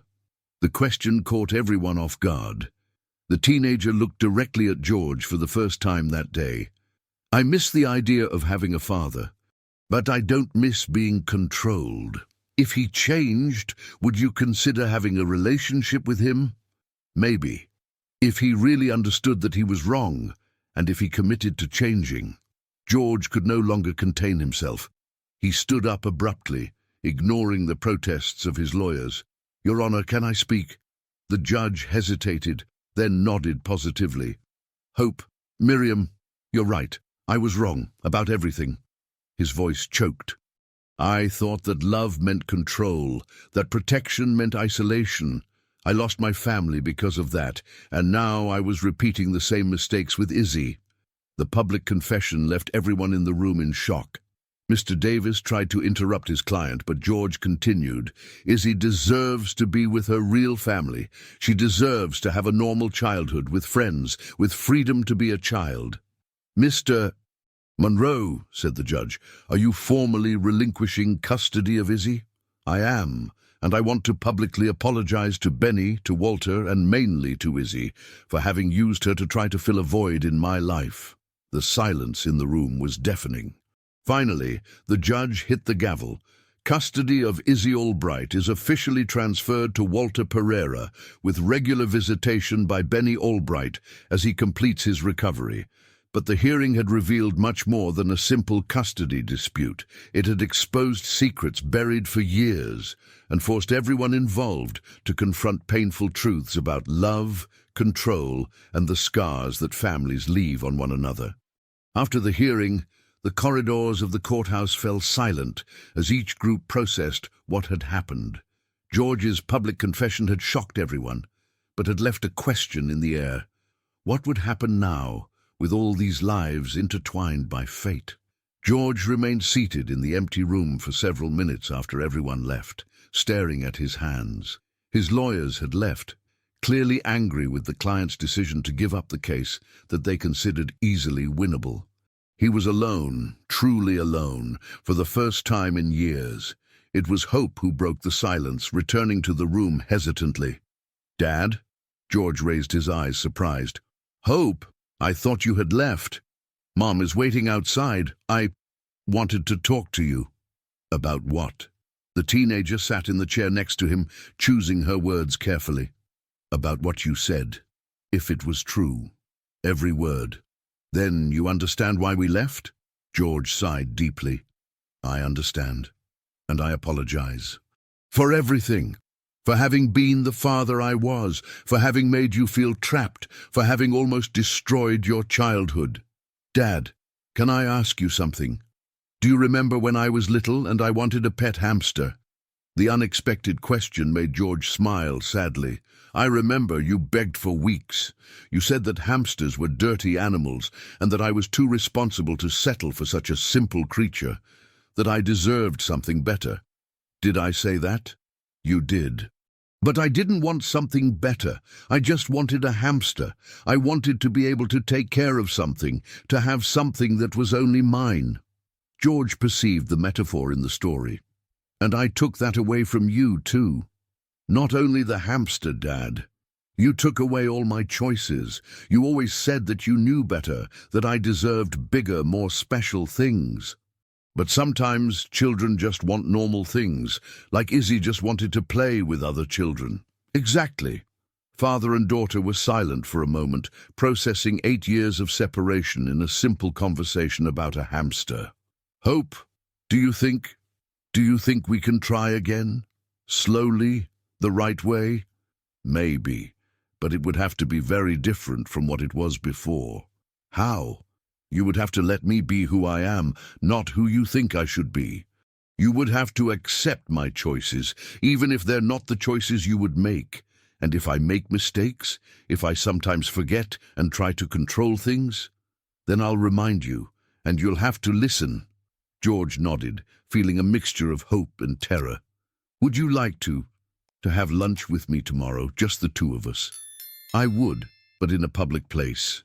And Mom has to know where I am." "Of course. Any way you want."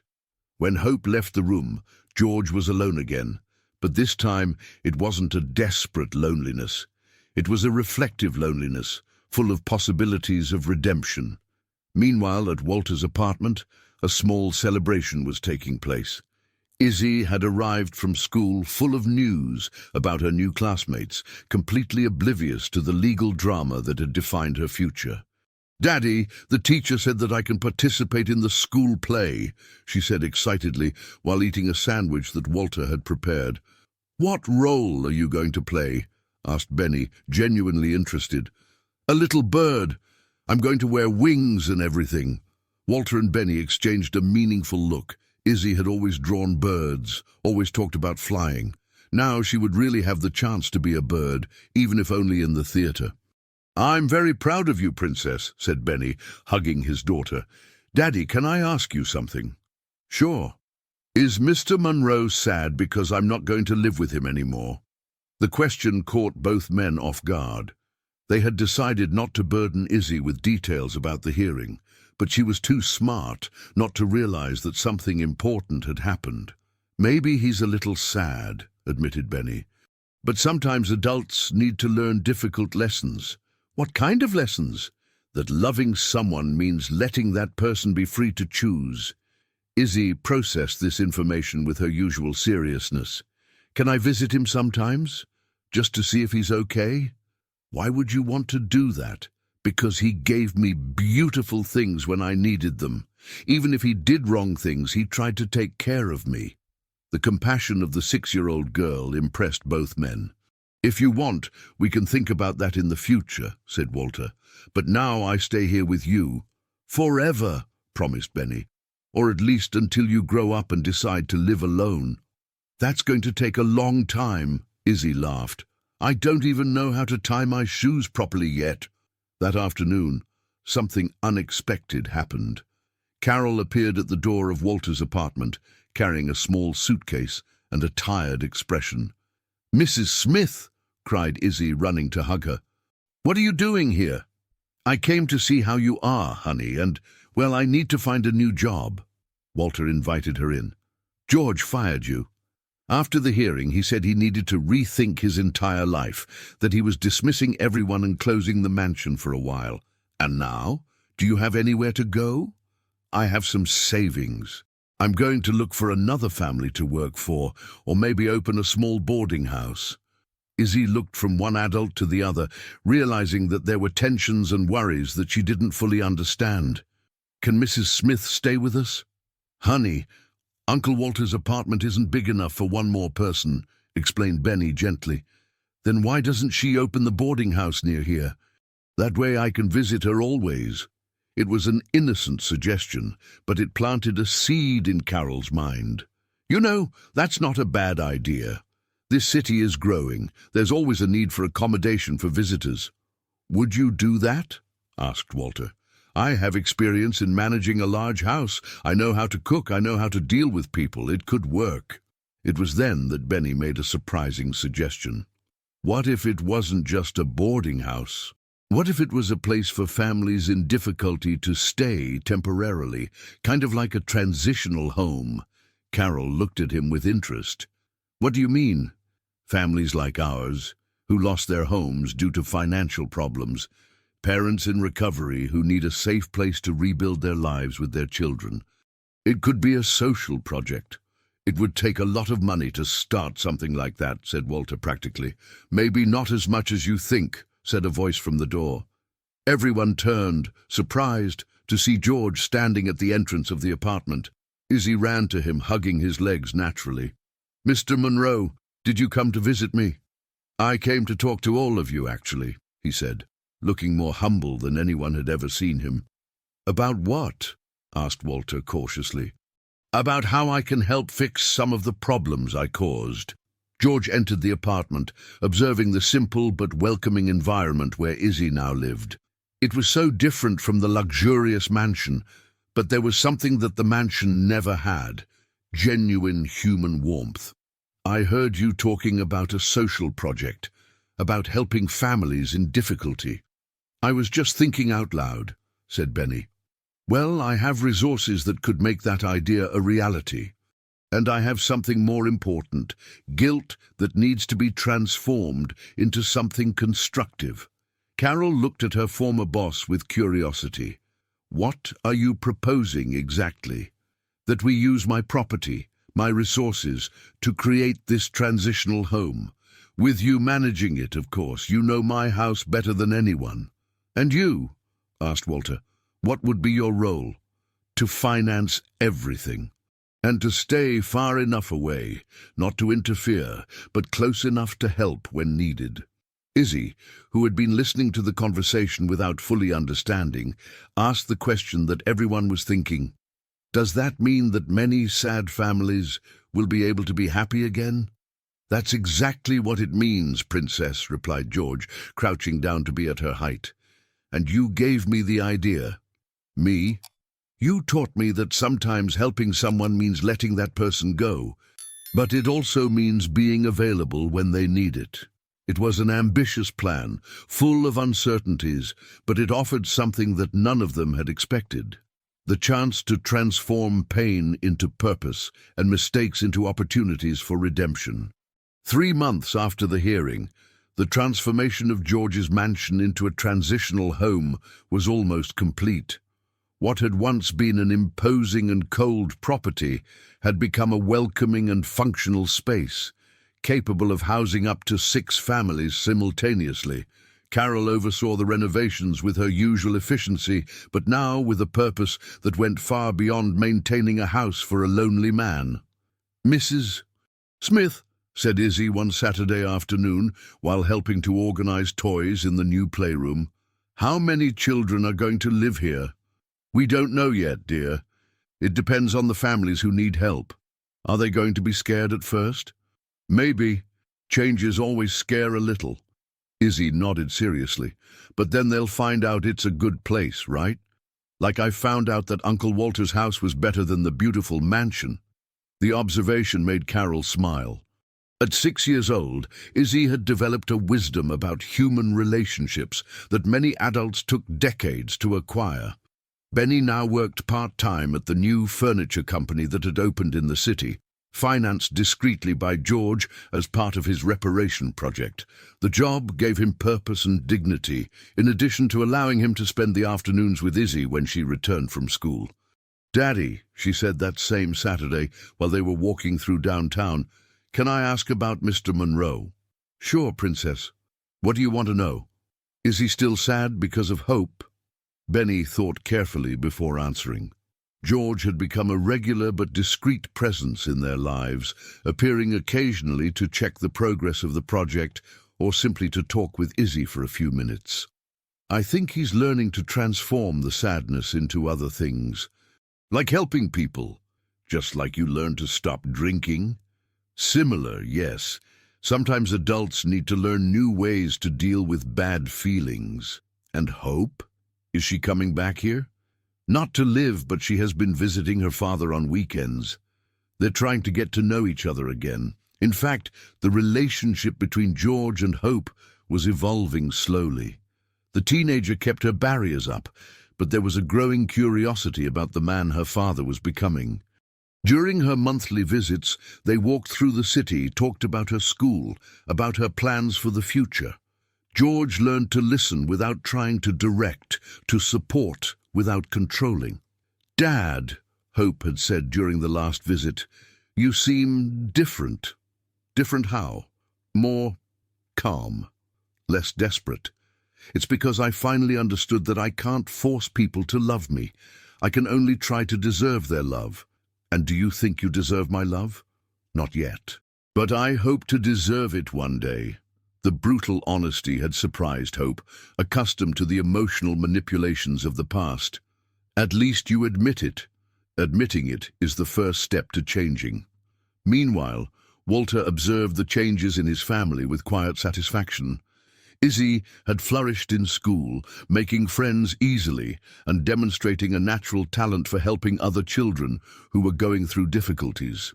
It was as if her own experiences had made her especially sensitive to the suffering of others.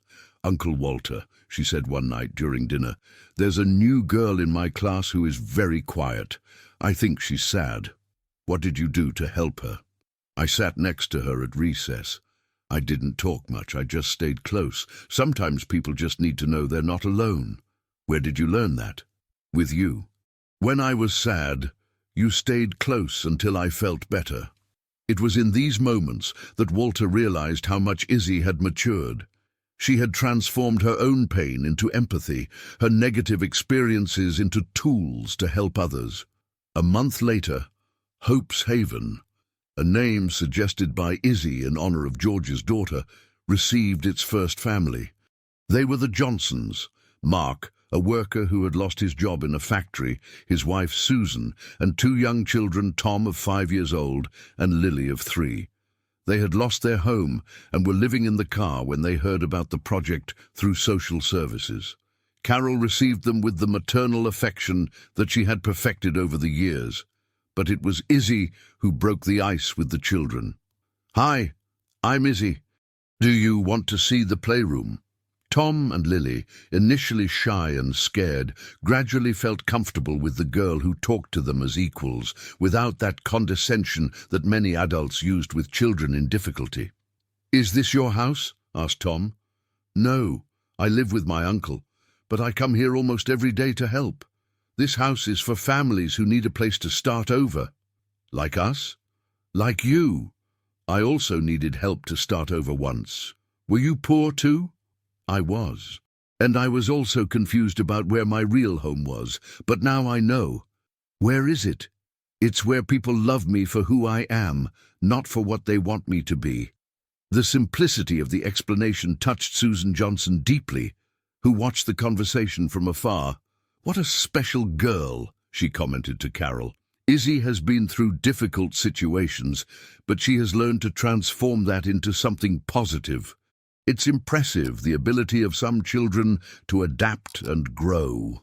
During the following weeks, the integration of the Johnson family proved to be smoother than expected.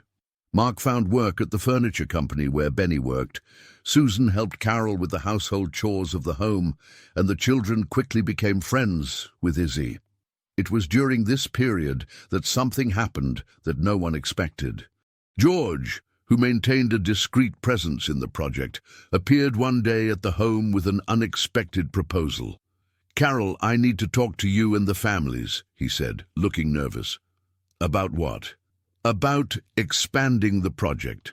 I have a proposal from the state to create 2 more similar homes in the city, but that would mean much more responsibility, more resources needed. And you're willing to invest so much." "I am. But there's one condition." Carol felt a knot in her stomach. "What condition?" "I want Hope to participate in the project. She's studying social work in New York, and I think this could be good for her. And for me, working together on something constructive. Have you talked to her about it?" "I have.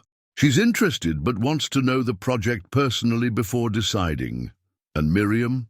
"Miriam said she supports Hope's decision, whatever it may be." The following week, Hope arrived for a 3-day visit, this time not only to see her father, but to evaluate the project he was developing. At 14 years old, she demonstrated a maturity and social sensitivity that impressed everyone. "It's bigger than I imagined," she said, walking through the corridors of the transformed home. "What do you think?" asked George, clearly anxious for his daughter's approval. I think you've finally found a way to use your money for something that really matters. So you would consider participating?" "Maybe, but it would have to be as a partner, not as an obedient daughter. My ideas would have to be heard and respected." "Of course, absolutely. And it couldn't be about us too. It would have to be about the families who need help." It was at that moment that Izzy appeared, returning from school with her pink backpack and a radiant smile. "Hope, you came to visit us." "Hi, Izzy. How are you?" "Very well.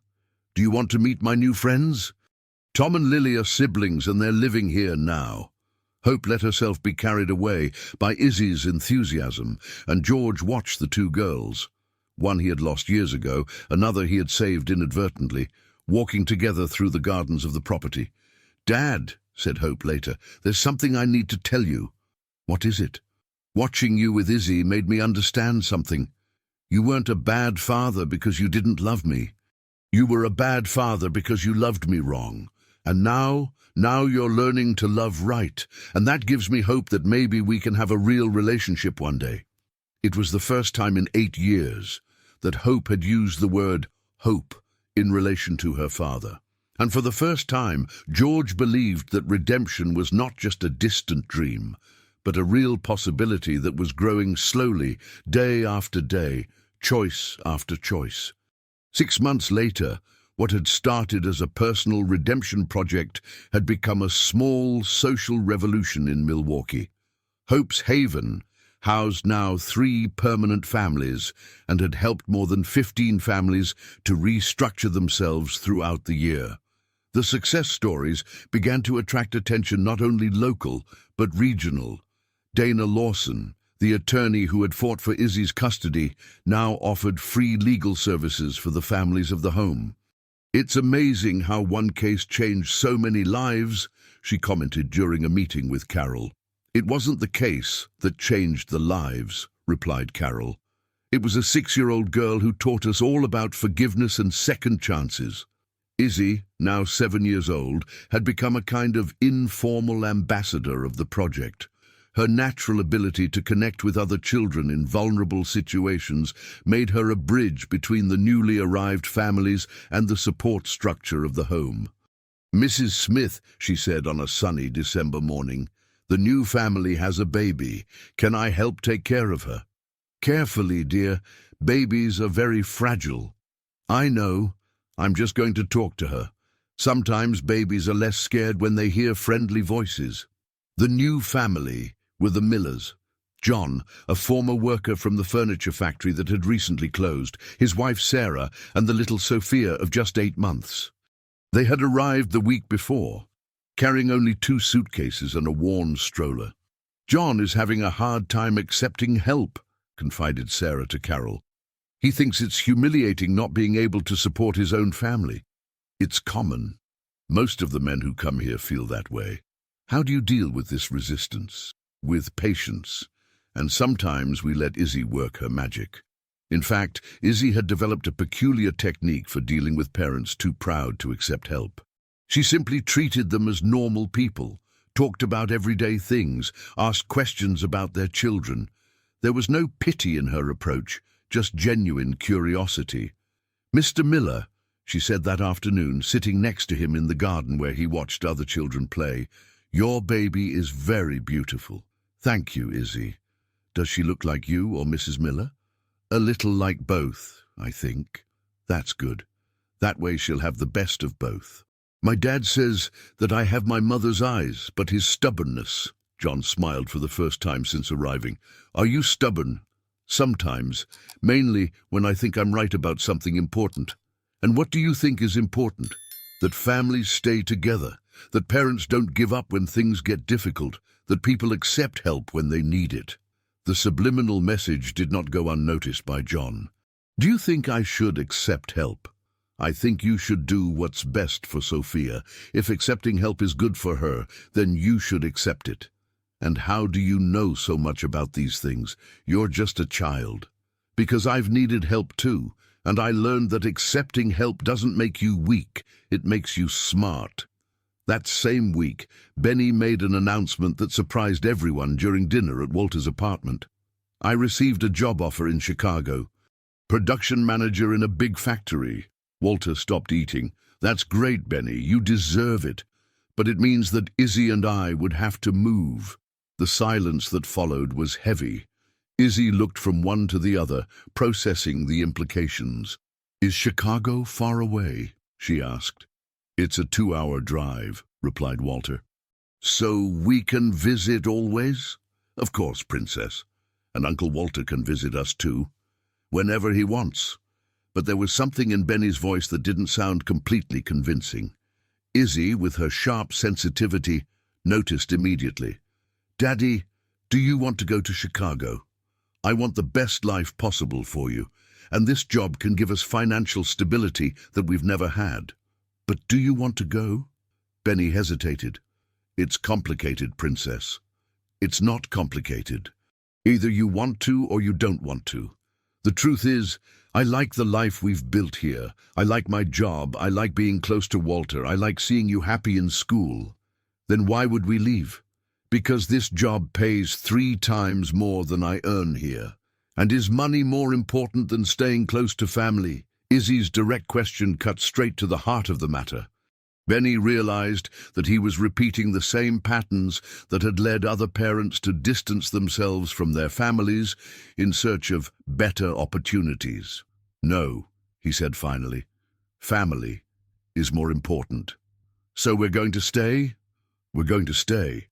2 days later, an unexpected revelation changed everything once again. George appeared at the home with documents in his hands and an expression that mixed nervousness and hope. "Carol, I need to talk to everyone. Benny, Walter, the families that are here, even Izzy." "What happened?" asked Carol. "I received a call from the State Department of Social Services. They want to transform our project into a model for other cities in Wisconsin." "Is that good?"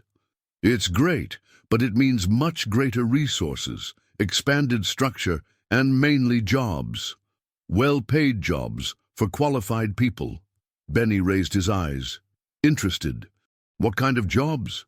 "Social project coordinator, maintenance supervisor, administrative assistant, and mainly we would need someone to manage the expansion to other cities." "Are you offering jobs to us?" "I'm offering the chance to transform a personal experience into a professional career for those who want it."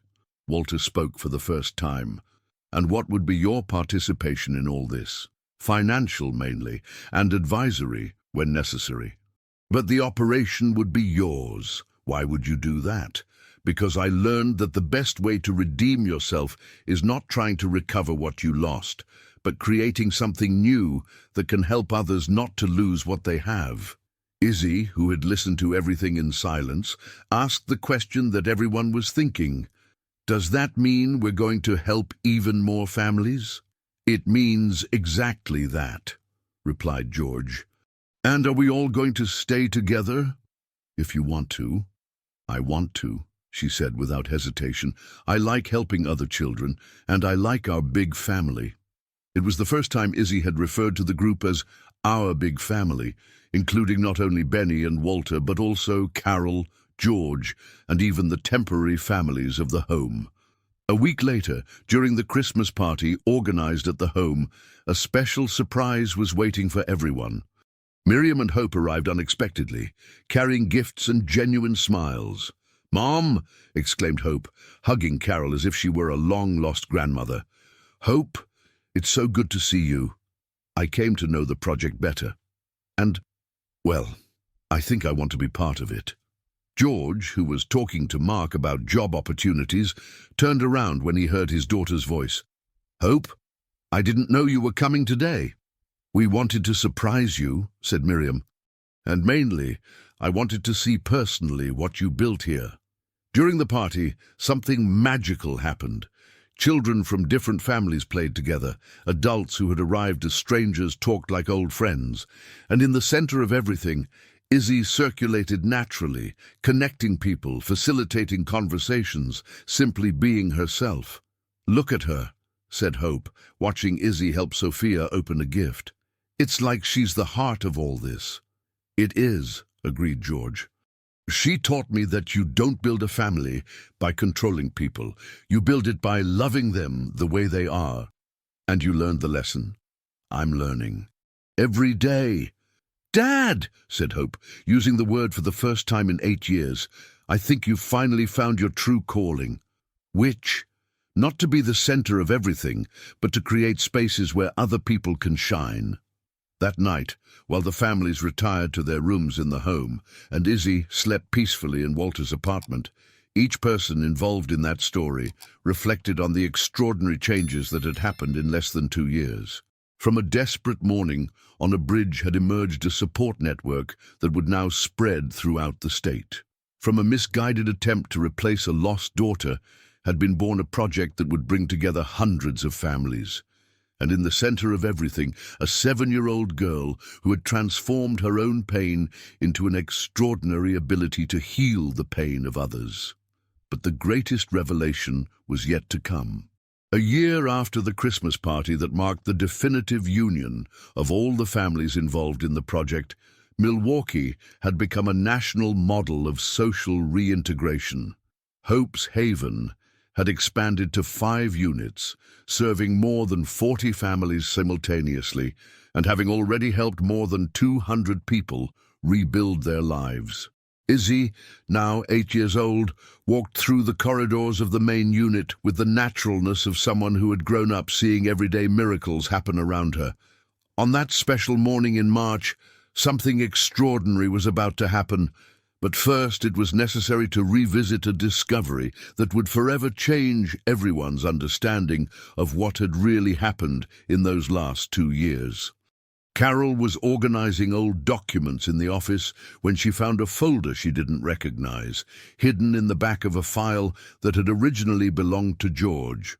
Inside it were papers that made her sit heavily in the chair, her hands trembling as she read.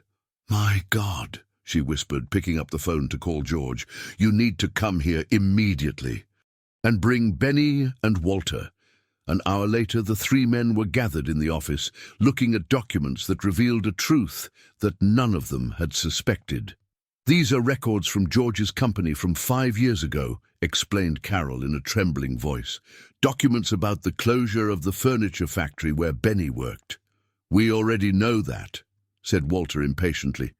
"George has already admitted that his businesses contributed to the closure." "No," said Carol, showing a specific document. "You didn't understand. The factory didn't close because of George's businesses. It closed because George deliberately orchestrated the closure." The silence that followed was deafening. Benny took the document with trembling hands, his eyes running through the lines that detailed how George had used his political influence to cancel contracts from the factory, spread rumors about financial problems of the company, and finally bought the property for a value far below market value. "Why?" asked Benny, his voice barely audible. "Why would you do that?" George was pale as paper, his hands gripping the arms of the chair. At the time, I didn't think about the consequences for the employees. I only saw an opportunity to expand my business. You destroyed the lives of hundreds of families for greed." "Yes," admitted George, his voice breaking. "And one of those families was yours." Walter stood up abruptly. "You mean that you're directly responsible for the despair that led Benny to that bridge? That if it wasn't for your actions, none of this would have happened?" "It's exactly that," said George, tears streaming down his face. "I created the problem that I later tried to solve. I caused the tragedy that later made me feel like a hero for intervening."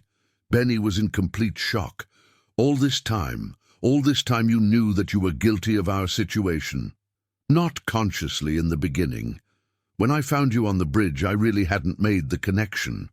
Only when I started investigating your story did I realize what I had done. And even so, you continued pretending to be our savior. In the beginning, yes.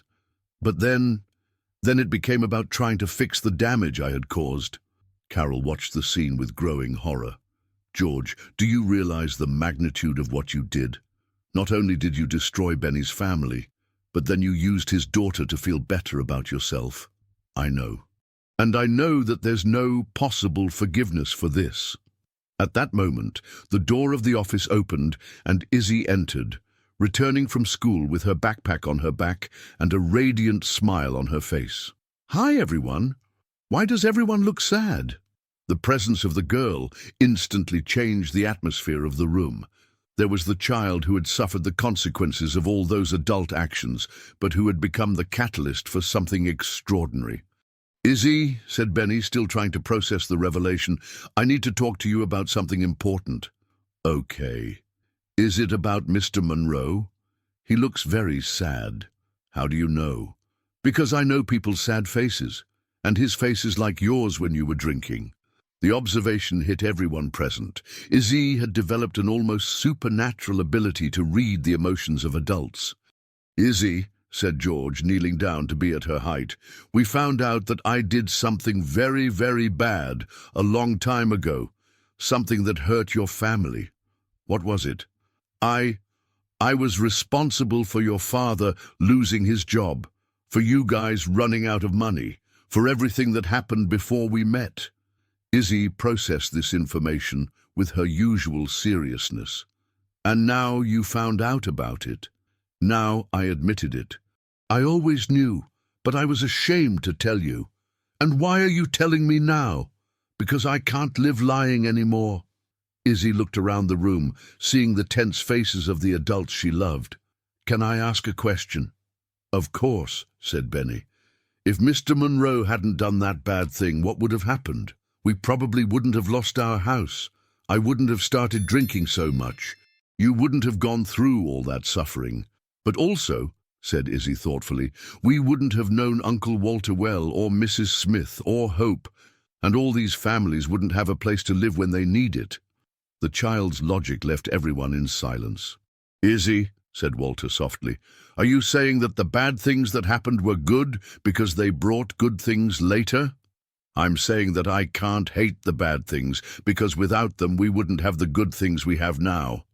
"But that doesn't mean that George didn't do anything wrong," said Benny. "Of course he did. He did something very ugly, but he also did very beautiful things later."